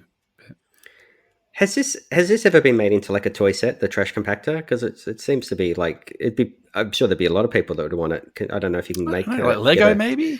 I think the Lego Death Star, like the big one, like the one that's I always go the one that's in Spider-Man Homecoming, the one that they're doing, that huge one that he drops on the ground. Like he's knocking the head, boom, there it is. At least on my version. Yeah. I think that's got the trash compactor in it. I'd have to double check, but I don't remember ever seeing a trash compactor play set. Catherine, you ever seen one? I'm sure they must have had one in the day. I've got the Luke. I've got the Black Series of Luke and Han in the Stormtrooper outfits. Actually, I've actually got the Luke. There's actually a version of Luke, like once he gets out of the trash compactor, so he's got like his hair's sort of slick. We call that Wall Street Luke, because he's got this weird sort of slick back hair, and he's like, he's got a bit more grubby and stuff. So you could recreate it. Like I've got a Leia. I've got a Leia and I've got a Han in his Stormtrooper, and I've got that Luke. I could make my own little play set, my little diorama. It'd just be pretty cool, I think. Yeah, it's. I don't take him out of the box though. That's a problem. Oh no, don't do that. Yeah, shout out to Andy. Just buy more. Shout out to Andy Campbell, our friend, who's a box taker outer. Yeah, and he had the most expensive single Black Series figure in the and he took it out of the box, which was the Mandalorian in the limited edition white box. And he's just like, I just took it out of the box, threw the box away. Like, no, that's like $250. The box was the point. Yeah, the box. I mean, how would you know? But yeah, I just remember when we went to Celebration and we'd bought a bunch of figures each. And then in order to fit him in his bag, he was just out the back, like throwing all these boxes in the bin before he went. And I was trying to find a way to put them in my suitcase so I could take them home. Oh, wow. Getting tips from Catherine. You were the master of finding space. You were putting like stuff in your shoes and things. Yeah. I mean, I could take some of my Cassian, like a Cassian out, because I already had a Cassian in a box. Mm-hmm. So I could have, loose Cassians. Plural. Yeah, but, it was gently opening a box, rolling up a T-shirt, sliding in a T-shirt, closing up the box again. Wow. And a Cassian did travel inside a drink container. There was some Tetris. I'm an overpacker as well. Yeah. Well, to be fair, it was in Chicago, wasn't it? That one. Yeah, and it was bloody freezing. So pretty cold. Anaheim, if we get there, it'll be a lot easier because you can just dress for one climate. There'll be a lot of nice shirts and shorts, and it'll be all right. But I'll still take 2 suitcases. Oh, it's pretty sparse, the Death Star. Like, I know it's sort of just getting operational, but you're not bumping into a lot of people, really. Well, I remember this bit was actually on the making of. They showed this bit, actually how they actually filmed it, and they had Alec Guinness on the set, and he was literally like 2 feet off the ground, like on that sort of big wide shot that they do of it. And it sort of blew my mind, just thinking, oh, wow. So that's what, film is really, it's like behind the scenes. And it's just a matte painting underneath or something, wasn't it? Yeah, it was. But it's just, I think that was the first time I've actually sort of got to peek behind in addition to being the first film, I think I remember seeing, it was actually the first making of, I remember seeing as well. It's a bit weird here that they wear the Stormtrooper belts, isn't it? Is it just purely so they've got that rope to swing across, like so they've got the rope from somewhere? Obviously they do the swing across the chasm. Is that sort of like? Is there any logical reason? Is it? I thought maybe they holster their guns and stuff, but like Han, I mean, suppose Luke didn't have a gun before, so he needs somewhere to put it, maybe. Yeah. Or is it just Stormtroopers get good stuff? Is it like a? It's like, there's like a sewing kit in here, and there's like a compass, and there's it's just got like good stuff. Yeah. It's like a souvenir. Yeah. I'm always, amazed in any movie really that you can just fit, someone else's uniform on top of your normal clothes, and it's fine. But the Death Star, I think, as originally filmed, actually had civilians in it, and there were scenes filmed of, the gangs of wandering around and hiding their guns behind their backs. Wow! Oh, right, just like do. Like nothing to see here. Yeah, which is weird because, like, obviously, why it was cut. Everybody's got a gun on the Death Star, so it'd be more weird if you didn't have one. You've got to think at some point they have to rebrand that. They can't keep calling it the Death Star. Mm. Well, I don't think that was the official. I mean, they kind of talked about that in the. They talked about that in Rogue One, didn't they? Where they were just like, we call it, we've called it the Death Star because, Galen Erso calls it that because it's just that's like the name they're kicking around. Yeah. And his code name is Stardust. Yeah. So I suppose that is that. I mean, even the extra stormtroopers, that gag's still pretty good. I'm just sort It of is running great. around the corner. Brilliant. How are they not getting shot? I mean, Luke's not an amazing shot either, really. But I know. I know. it's funny because I don't know if you're watching the Bad Batch at the moment, Heath, but they're on Disney Plus, and it's sort of set just as the Empire takes over, and how they're transitioning from the clones army to the stormtrooper army. And there's a whole bit where like they've kind of commandeered some of the clones to train the stormtroopers, and one of them's just like, "Oh, we're not teaching them the good stuff. Like we're basically just teaching them the most basic stuff. We're not giving them all the." That's brilliant. Yeah, that was quite funny. That's fantastic. Yeah, like I mean, in a lesser film, you might even you might find be critical of it, but it just adds to the charm, doesn't it? Really, just like you said, a million times have been shot at and not hit once. And this is great. And then and then Leia grabs the gun too and has a crack too. So it's. Yeah. And I think isn't it true she rarely misses? And I think she missed a few times just there, but she's sort of over the course of the trilogy, she rarely does miss. She's pretty much close. The best shot. Yeah. She probably had part of finishing school or something. She probably went to a posh school and had to stand up for herself. And she can use the Force. That's true. Yeah. And here we go. The old swing across the chasm. Brilliant. I mean, that's film, isn't it, really? I can't think of a film...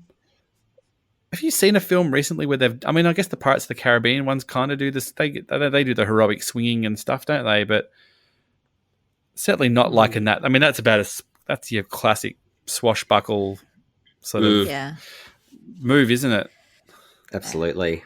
I guess Batman kind of swings, but I guess Batman does a little bit, but I don't know, like that. Yeah, I'm trying to think if in any of the Marvels...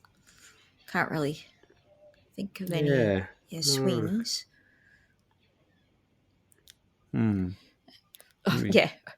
So at uni, RMIT, because of the physics buildings and the way the buildings were linked, there were actual like blast doors that could shut. So me being me, every now and again, I'd just like run through them and just like go, close the blast doors, close the blast doors.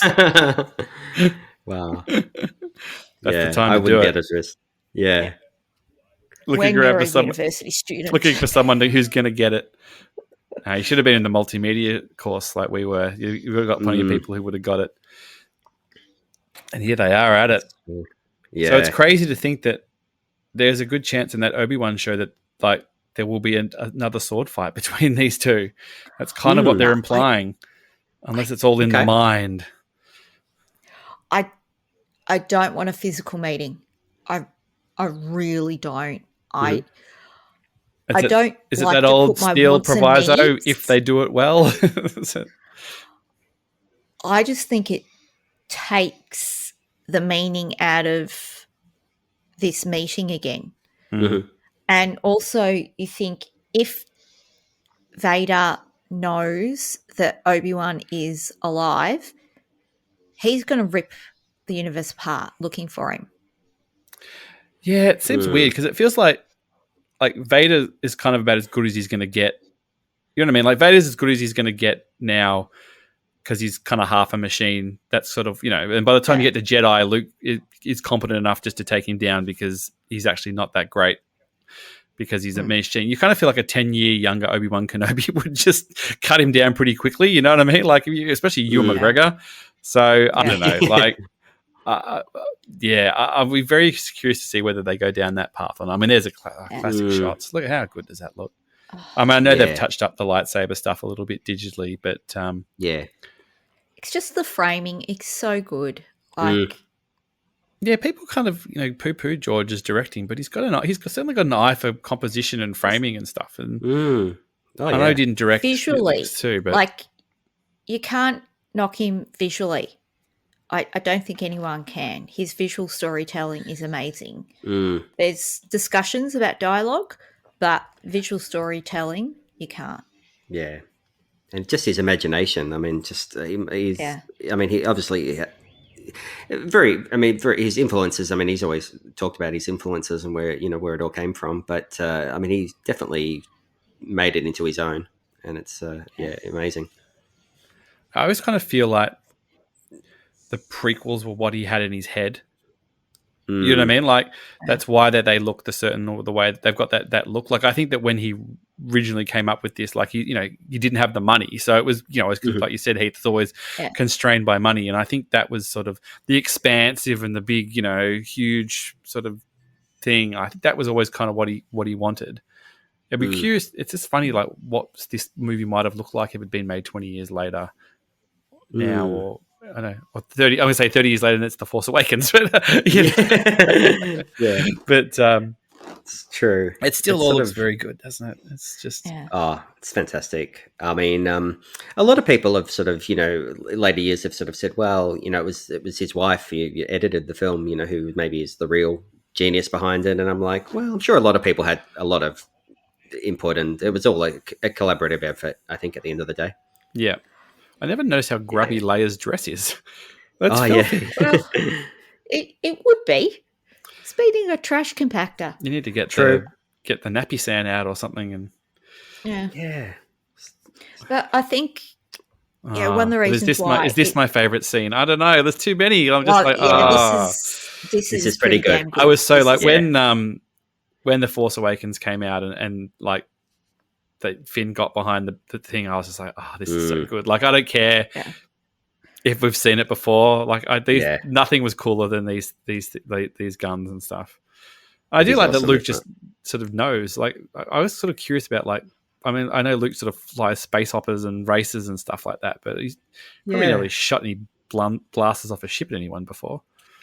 No, not at all. But he's certainly doesn't lack confidence in this film. He got over Obi-Wan pretty quick too. He's sort of like, okay, I can go shoot some fools. Yeah. Oh, I think that's why we like him so much, I guess, because he does leap into things, doesn't he? In this one, especially, it's he's brilliant. But every character is great. I mean, it's like there's not a bad character in this, really, or not. Not one you don't find interesting or isn't iconic. Yeah, it's that sort of like, are they iconic because of what it became, or was it just that?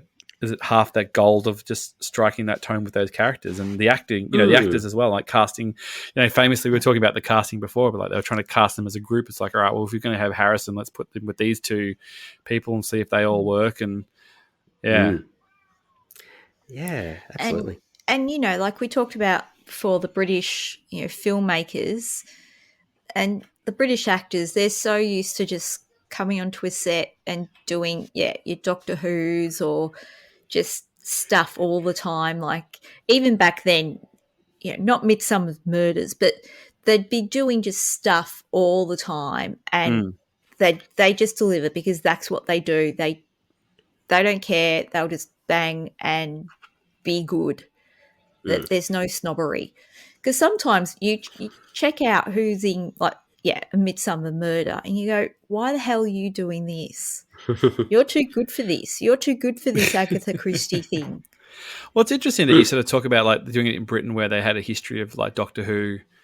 So that there wasn't as much sort of flinching, at least, from an actor's point of view probably, and even probably production point of view, design view of doing sci-fi. Whereas, don't know the history of cinema in America, but I think if they'd made this sci-fi in America, people would be thinking more like a schlocky kind of, like a, Plan 9 from outer space kind of, like sci-fi wasn't really around that much at the time, maybe, but certainly not in this scale. No. Well, I think Carrie around does this have some time, great delivery in this. Oh yeah, brilliant.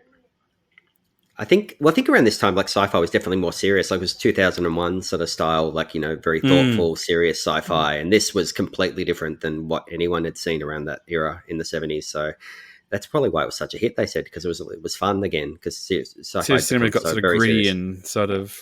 Yeah. Yeah, it was definitely a movement to making entertainment like Rocky and Jaws around the same time. Both were massive hits, and I think people just wanted to smile again after the early 70s, which was such a miserable time. Some good films, but could be a bit of a drag. Exactly. Some incredible films came out of, and very downer films, but yeah, I think sci-fi especially was, yeah, it was very stodgy. A little bit sort of thought of as a very stodgy genre. I do like here how Han like just trolls Luke as soon as he shows some interest in Leia. He's just like, Yep. oh, good. He's like, oh, you like her? Let me just step aside with the big dog, though. You know, it's just like, well, Yeah. you know, back in your place, son. Yeah. It's great. See, I even like, you know, when Luke and Leia When even were Han thinks it's talking. funny, he's just like, yeah, I gotcha.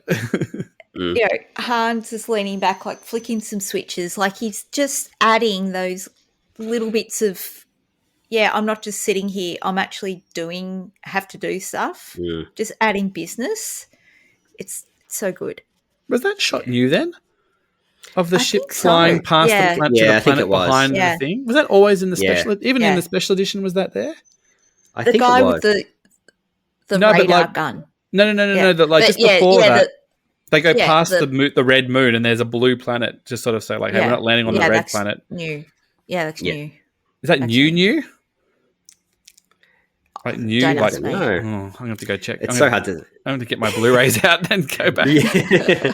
Like you said, there's been 4 or 5 different iterations of them now, hasn't there? You know, like 97, 2004, 2011, and then there's a lot. I did love coming back to the Yavin base in Rogue One. I know you're the resident Rogue One fan. And just seeing it in a bit more detail of obviously like, hey, we've just got a black curtain there because we can't put 50 ships, but Oh yeah, it's great, isn't it? Now, do you think they knew what they were looking for? Like with the retconning with Red One now they know what they're looking for. Is that why they're able to analyze it and figure out so quickly? I'm looking for the plans. Looking for the weakness. Oh yeah, I think definitely. Yeah. Oh yeah, I think so because they're just because she says that the part of the message is that there's because she talks about doesn't she talk about the weakness like in the meeting? Like she's in the room and she's just like, my father built a weakness in it. We just need to get the plans and you'll be able to find it. And I think he even says it's in the reactor as well. So it's literally just like, all right, well, let's find this weakness in the reactor. So I assume that they get the plan, they scramble everybody, like the Death Star's on its way. This is all happening like within an hour kind of thing. I think they're going, all right, the Death Star will be here in an hour and a half. We've got an hour to find this thing to get our fighters ready, find a way to fly in. And it's funny that like Rogue One did a very good job of sort of sprinkling different races and aliens and things. So the rebellion wasn't just a bunch of white British dudes from the 70s. What this room is right now. Yep. It's like the big book of British haircuts. That's true. You would never see that in a modern Star Wars film, would you? Just a whole room of, like you said, British dudes. Pasty-faced blokes from Coventry or wherever they're from. Well, I listened to, a podcast about Doctor Who theories and things, and he's rewatching some of the lost episodes where they've got the audio, but then they've done the animation, and so in the animation they could go, okay, let's have some people of color, let's have some women, but unfortunately that means they're all basically the non-speaking roles. Because they never get killed. Because they're not saying anything because they weren't there in the first place. Oh, yeah, it's quite fascinating, isn't it? That Doctor Who where they would just throw the tapes away once it had broadcast. Yeah, tape over them. Well, famously, the Monty Python only got saved because they caught wind of that's what they were doing, and then they I think they offered to buy them, and the BBC wouldn't let them, so they just nicked them. Like I think Michael Palin or Eric Idle or one of those guys. Terry Jones or whatever, just went into the thing and just took all the tapes because they were just going to tape over them once they broadcasted them. I think Molly Meldrum did similar things with Countdown. He just basically stole the tapes from the ABC. Hit him under the hot tub. And this is like the best burn of all time, where he's just like, I guess that's what you're best at, isn't it? It's like, God. It's funny, isn't it? Like in order to film this, they probably had one X-wing, maybe two X-wings and one Y-wing. So they're going like, all right, we've got to do all the coverage Move 'em on around. Luke, on Mark Hamill, shoot all his side, and then flip them around. I wonder whether they would have just flipped the shot or turned it around or moved everything around to do Harrison Ford's coverage as well. It's quite, you can't just, because it's just like that whole thing was like, oh yeah, it is just sort of going off into the background there. And of course, there'll be matte I do like paintings. Luke's little, like, you watch Luke really closely here when he says, oh, if only Ben was here. He kind of looks up at Leia like, like they're like, there's my little sympathy, my little, like, he just sort of like little puppy dog eyes up at her. And he gets a little, he knows what's going on. Oh, yeah. We'll just give this kid that's just met a ship. Like, you said that you can fly. I suppose that guy does go, you sure you're doing? It is interesting. I've always wondered why Mark Hamill never became a bigger star. Like, surely he should have been the biggest star in the 80s, really, from this. But for whatever reason, he never really, until recently, really. He's certainly getting his due now. But, it's weird, isn't it? I think it's harder. I think it was harder back then because I think you just didn't have the machine or the publicity or the, and like people kind of start saying stuff about like Daisy Ridley now. It's like I haven't seen her in anything since Star Wars, but obviously like a pandemic hit and nothing got made for 2 years. And then I have seen a few things saying, oh, she's popping up in a couple of things now. But I think it's certainly easier now with all the different streamings and you can do all that kind of stuff. And, like movie stars do TV now and all that kind of stuff. I think, Star Wars came out, Hamill would get the work, but it certainly took a long time for him. I mean, Star Wars fans always had Mark Hamill in their hearts, but I think as a general public, I think it certainly took a long time for him to come back. Yeah, it's just a shame. I feel like we sort of probably missed out on a lot of good years that he wasn't getting. I saw him in various things in the 80s and sort of 90s, but nothing on this level or nothing even high profile. So it's kind of a little bit sad. I guess it's harder when you're Harrison Ford's next to you as well. You know what I mean? Like, yeah, true. When the effortlessness of Harrison Ford, like I'm sure he puts a lot of work into his craft, but you know what I mean? Like it's sort of like, oh wow, he just goes from this, and then all of a sudden he's Indiana Jones and Blade Runner and like all that kind of stuff as well. But I know. Yeah.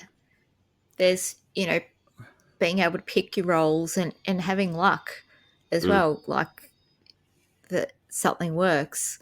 Because you think Daisy Ridley was recently in that movie with Tom Holland, but I saw that at the cinema. Wasn't amazing. Yeah, but it got lost in like the pandemic as well. I mean, it didn't get the best reviews, but it possibly would have been bigger. It was fine, but it was like, but that whole thing was like, it was fine. I think back then, there's only so many movies that come out. There's so much work. So if you don't kind of hit on the next one, but I don't know, could you imagine if Mark Hamill was offered Indiana Jones, like would have been a different, would have been a different story. Would have been Mark Hamill become Harrison Ford, and Harrison Ford would have been the footnote. I don't know. That's or is there just room for everybody? We should be room. Well, it'd be nice to think so, but it's weird that all three. I mean, Carrie Fisher, she was certainly, she never really became a superstar, but she certainly was definitely a famous. I only found out the other day, which I never knew about Carrie Fisher. Like, obviously, she was a writer and she was quite famous for like punching up scripts and doing all that kind of stuff. She punched up The Wedding Singer. Oh, okay. So she rewrote The Wedding Singer with Adam Sandler. Interesting. Yeah. That was one of hers. Okay. That's pretty cool. Yeah, I think. Cool. Well, that's the thing. I think she definitely went more behind the scenes and, sort of stepped away from acting a little bit as she sort of got a bit older. But she was in When Harry Met Sally. Yeah, true. She was in Austin The Burbs. Powers. One of my favorite films, The Burbs. I love that film. Yeah, Good it's movie. incredible. Oh, that's true. Yeah, she was around, but never like a superstar. But when I was growing up, because Blues Brothers was another film I watched as a kid, and when she shows up in that too, like I just I love seeing her in that too. She was engaged to Dan Aykroyd very briefly. That's true. Yeah. There you go. It was funny. I saw an interview with Dan Aykroyd. Was it Dan Aykroyd? It must have been. And he was talking, it might have even been the Belushi documentary. And he was talking about when he would hang out with John Belushi and his wife and Carrie Fisher and him, and basically it was always like Carrie Fisher and Belushi getting into trouble, and Dan Aykroyd and Belushi's wife getting them out of trouble. Basically, they were the troublemakers, and then it was like the other two having to get them out of trouble all the time. Sorry, we should be talking about. I mean, how good is this? I mean, really, that's true. Yeah, it's amazing. It still absolutely holds up. My best mate's son. Oh, he's probably a bit older now, but I remember when he saw Star Wars for the first time, and I just said, "Oh, did you like it? What was the best bit?" He's just like, "Oh, the end with the like." It just still absolutely holds up. Like I know it's been given a little spit polish to sort of in some places, but it's been cleaned up, but it had to be the right pacing, the right everything first for it to work. Yep. And there's no music here. This is like the bit where it's just the X-Wings and the sound of the blasters. There's no music here. John Williams went, no, silence. Yeah. I think I read a making of where some of the studio execs were trying to get George to cut this final bit out because obviously it was probably the most expensive part of the movie. They're like, "Oh, you saved the princess and you got back to the base, like happy days, like and you probably would have been satisfied enough." I guess this scene actually isn't. This sequence is only sort of 10, 15 minutes, and it's already a reasonably long film. Like you probably could have ended the film and there's like, "We got away, hooray!" But it just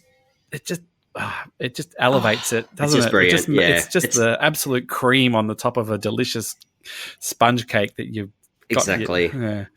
You're right. Like we would have been happy if that was the end, but this is just an extra treat, I guess. Yeah, it's incredible.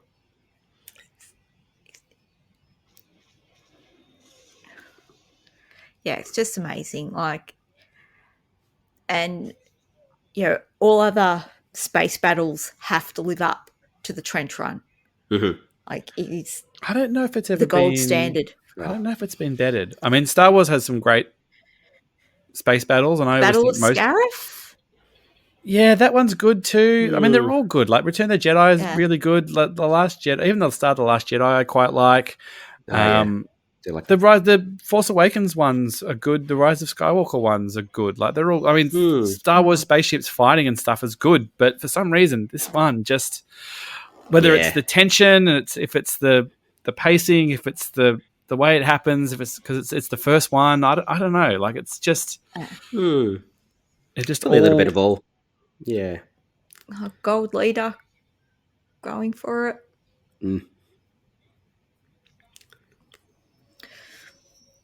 They're all a pretty casual bunch of dudes, aren't they? Well, they've just won the Battle of Scarif. They're like they've proven themselves. Like that guy didn't even have his helmet done up. He's just like he's like one of those people in London who used to ride their bikes with their helmets just hanging off their handlebars. Like I had a friend who used to do that all the time. Like oh, there you go. Yeah.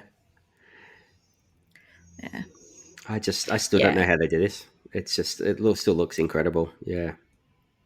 Yeah, you see like the old 70s footage of them on a Jeep, with a camera strapped to it, driving past a table with a bunch of model like that. You'd spend hours doing that, and then you'd have to wait, process the film, and see if you've actually got anything that looks halfway decent. Yeah, and a little explosion that they sort of set off on the model and stuff, but it on screen it looks fantastic. Yeah, that's what I mean. I think everyone was at the top of their game when making this. Everyone. It's just certain films that just for whatever reason they just come together and everything seems to fit, and this is one of those films. And it basically just sets the. It's part. It's got a lot to do with why Star Wars endures, because the standard was set was so high. You know what I mean? Like it hit that magic point where I think it'll always be reaching for that. Like you can't. The Force Awakens, a lot of people say, it was a retread of this and blah, blah, blah. But it was consciously trying to, rediscover that magic formula of sort of wonder and in some respects, was really successful. In other bits, felt a little derivative of it or whatever. I still love that movie, but it's sort of like that's the template that you're basically trying to aim to. And you talk about Rogue One as well, Catherine, of just like, that was probably more aesthetically of like, how do we walk the line of making this look like it absolutely belongs, but shooting it in a way that's modern and stuff. But you can Have you ever done Rogue One rolled straight into Star Wars? Like on a rainy afternoon or anything? There you go, Heath. Yeah, that's interesting, actually. Yeah, I no, I never have, but it'd be interesting actually because yeah, it's sort of. I mean, I think Rogue One did a great job of actually making it fit in terms of just making the look of it, and yeah. I feel like now even with this like 4K restoration, even more so. You know what I mean? Like it's sort of yeah. Have you ever done it, Catherine? Have you ever done the double banger? No, and I'm tempted. Yeah. Well, you guys can organise that and report back. I don't know whether I've actually done it. I don't have the kind of time to put aside 5 hours. I wish in lockdown. I mean, who's the guy who's on holiday and he's in lockdown, Heath? Maybe that can be your project. You can report back. That's the thing. Like, yeah, I mean, lockdown, and I'm not doing my own podcast because on the weekends I'm like, right, if I'm going to sit down and record something, I should be recording, like 50 minutes worth of videos for my year 12s. Well, it could be about watching Star Wars and Rogue One back to back. But I do like where Luke takes charge here, where he's just like, it's like beggars can't back home. Like it's just and that's all you need to know. Like I don't need the backstory of Beggars Canyon. I just need to know that it's a place where you can drive fast. You know what I mean? Like I'm sure one day that they'll do the It would have been funny if Biggs is like, well, you mean that place where you crashed your bike like 10,000 times? Yeah. Well, yeah.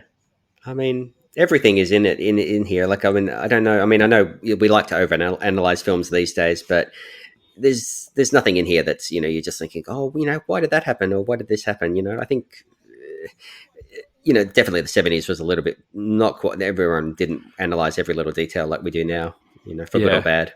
But they're still mining for stuff. Like they still mine stuff from this movie in everything. Like I was saying, the Bad Batch.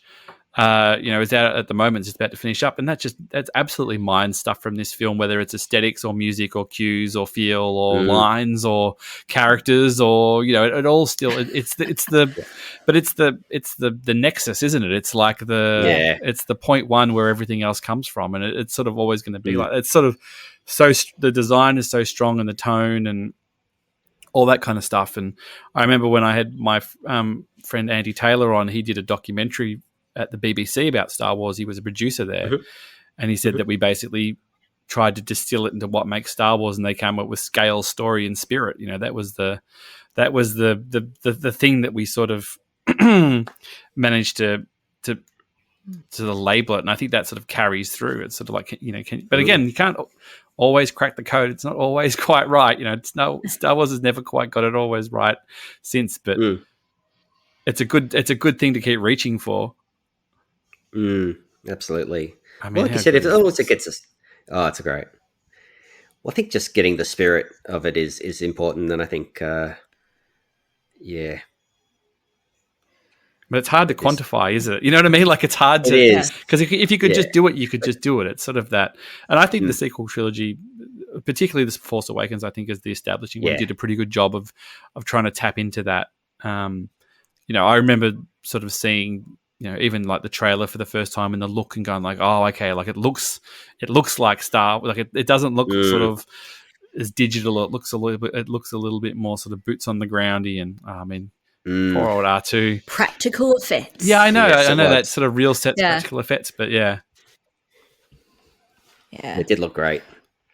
So the Death Star has cleared the planet. I don't think that was what it was originally, the line. I think it was the Death Star has cleared a fire. Or has it always been cleared the planet? I feel like they've sure, yeah, because that was always the graphic. Oh no, I know that, but like I got the little voice, I got the little subtitle saying that the voiceover said the Death Star is cleared the planet. Like I always thought it was the Death Star has cleared a fire. Like have they sort of tried to make that a bit clearer that the Death Star's got to basically get around the planet? But I don't know. There he is. Yeah. The running. I'm gonna have to go back to the Blu-ray and check the subtitles. Yeah, and then we'll go back to the Laserdisc rip. Yeah, we've got to do a commentary track on every iteration, guys. Sorry, so you've got to come in for the next 5 nights. Yes, we'll go all the way back. Wow. Yeah. There it is. Well, I mean, Yeah, I think, I mean, that was certainly something they improved for the. I mean, I thought the original was fine, but that was something that was one of the main changes, wasn't it? In The big the explosion. 90, Yeah. the 97 Yeah. special edition, which Yeah. I just sort of was like, has it always had this sort of yellowy tinge to it, the film? And then I've realized that my iPad's got that like nighttime color mode thing because it's just kicked over to sort of just past 10 p.m. here. So it's, where it takes the brightness off. I'm like, oh, it looks a bit more yellow than it normally does. I'm like, oh, that's what it's done. It's just done that sort of.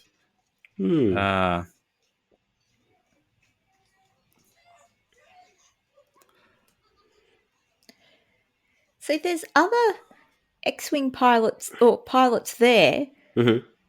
in the orange, but yet you only ever see, How many ships? Luke How many ships came and back? Wedge flying back. Yeah. Maybe they were like, well, we're the, we've got to make sure that we can fly the hell out of here if it goes south.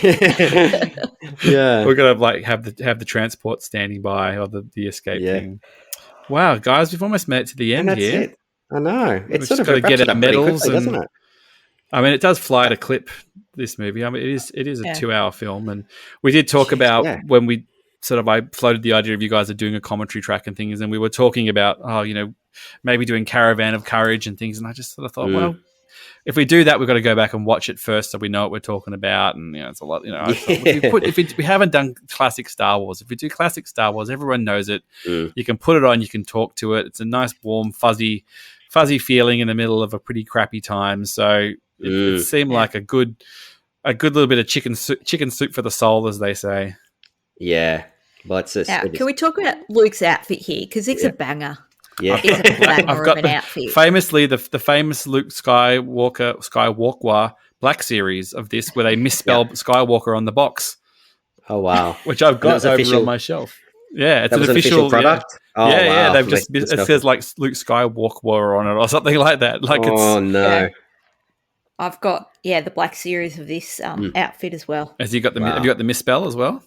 I don't think so. Oh, I think there were like thousands. I think there are thousands. I don't think it's actually that rare. I think they made tons of them. Oh, but yeah, it does wrap it up quite quickly, and it's sort of now I feel like we'd have 15 minutes, wrapping everything up for the movie, but they got out quickly. No sequel bait or anything really, is there? I mean, Vader obviously doesn't die, but it's not like you see him at the end going, "I'll be back, you pesky rebels." Yeah, it sort of wraps it up. I mean, if they never made another one, you could sort of say, Han still does look a little uncomfortable about that. Like, he's not really smiling at the end. He's kind of like, oh, wow, guys. It flew by, really. We made it. Yeah. There it is. Star Wars still holds up to this day. Yep. I wonder if there'll ever be a time when you sort of say, no, I don't really want to watch it. I don't want to, if we ever get sick of it. I don't think it's possible ever. I kind of like, if I'm flicking around and for whatever reason it's on and I didn't realize, it usually sucks me in. Like, the only thing that kills it is like, obviously the ad break. If it's on, regular TV and it goes to an ad break, I'm just like, oh, God. And then it's sort of, do I commit and flick over, like, do I put the DVD in and keep watching with the DVD or Disney Plus? And, like, I'll do that. I've done that a few times on Netflix where there's a movie on and I'll Google it and see if it's on Netflix and I'll flick it over and I'll watch it with no ads and stuff. But if I've got sucked in enough to it. But any closing thoughts on this one, Catherine, on Star Wars, A New Hope? It's amazing. We've talked about the look, how great it was. But also, the music. I mean, what can we say about John Williams? Johnny Williams. I do like when they call him Johnny. So I said Johnny. Yep. But, because at the time they would have put, a banging disco track or synth track, which really would have dated it. So to put John Williams to go, classical, here you go, underneath it really gives it a far more timeless feel. And I remember today an episode of that 70s show, a pretty good one, but it's where they all see Star Wars for the first time. So I don't remember the rest of the plot line, but I remember, in the sitcom, them sitting down, they're whatever, and then the scene of the Imperial Star Destroyer, flying in, and them all just leaning back in their seats, going, "Whoa!" Was that 70s show a Fox show? Like, did they show the footage, or is it just like the noise kind of? Don't know what network it was on. I never watched it. I'll have to go back and see if the. I can't remember because, and then of course, Eric Foreman's going on and on and on about it for the whole episode, and Red is like, "You dumbass," blah blah blah, and then at the very end, he goes to see it, and he's like, "Oh, this stupid thing," and then the same thing. He's like, "Whoa." How about you, Heath? Any closing thoughts on Star Wars? Yeah, I mean, we didn't really talk. We didn't really talk much about the music, but I agree. I mean, it is probably the best film score of all time. I mean, I don't know if there'd be any competitors that I could think of off the top of my head. It's incredible, and it's never been bettered. I mean, it's telling that these got filmmakers now still inspired by this, still trying to make something in this vein, and still trying to sort of somehow top it. But I don't think it's ever been topped. Yeah, I don't think it's ever been topped, really. I mean, for just pure entertainment value, it is, it's incredible. It's sort of one of those films, like I think I said, would you ever get sick of it? I think it's the opposite. You actually grow to love it more. The more you see it, the more you grow to love it. So, yeah. I am looking forward to showing it to the girls when they get a little bit bigger and see if it sticks or not. It's that thing that's kind of like, do you do it now? And they just lose interest because it's do you wait till they're a bit bigger or do you let them sort of naturally find their way to it? We'll just have to wait and see. But awesome, guys. Well, we made it through. Thanks for anybody who stuck around and listened. People seem to like these things, so I'm sure somebody stuck through and listened. Hope you had a few laughs and watched along and got involved. And any final plugs from anybody? Catherine, that Geek Pod coming soon when you get to it. When I get to it. It's bizarrely hard during lockdown. But once I get into the rhythm. Well, we haven't done Pepper Pod for a few weeks because it's just been lockdown things and it's just trickier. But luckily I managed to wrangle you guys. So yeah, thank you. How about you, Heath? Anything you want to promote? No, nothing at the minute, mate. No, just wait till you're on the next, guessing on the next podcasts. Absolutely, yeah. Great. Yes. Okay, so Disney Plus is wanting me to watch Empire Strikes Back next. All right. Well, we'll leave you. Should we hang around? What time is it now? So we'll be finished. We'll be finished about 1. So if we stick around, I've already done the Empire commentary, so I'm happy to have. We'll have to organise another one for you guys, and we'll pick something else. Maybe I will make you do Caravan of Courage next time, but with a bit more time. Yeah. The first Star Wars movie. Yeah. I ever saw at a cinema. Wow. There you go. Actually, me too. I saw the sequel. Battle of Endor. I did see that on the big screen. Yeah. All right. Well, we've obviously got plenty of stuff there, so we'll definitely get you guys back on this one. You always come back on this podcast anyway, you guys. So I'm not worried about that. But thanks everybody for listening. You know where to find the podcast because you're already listening to it. And goodbye from me. We're one day closer to Endor. Andor. Thanks, guys. We've got to restart the podcast. We'll fix it in post. Don't worry. Thanks, everybody. See ya. Bye.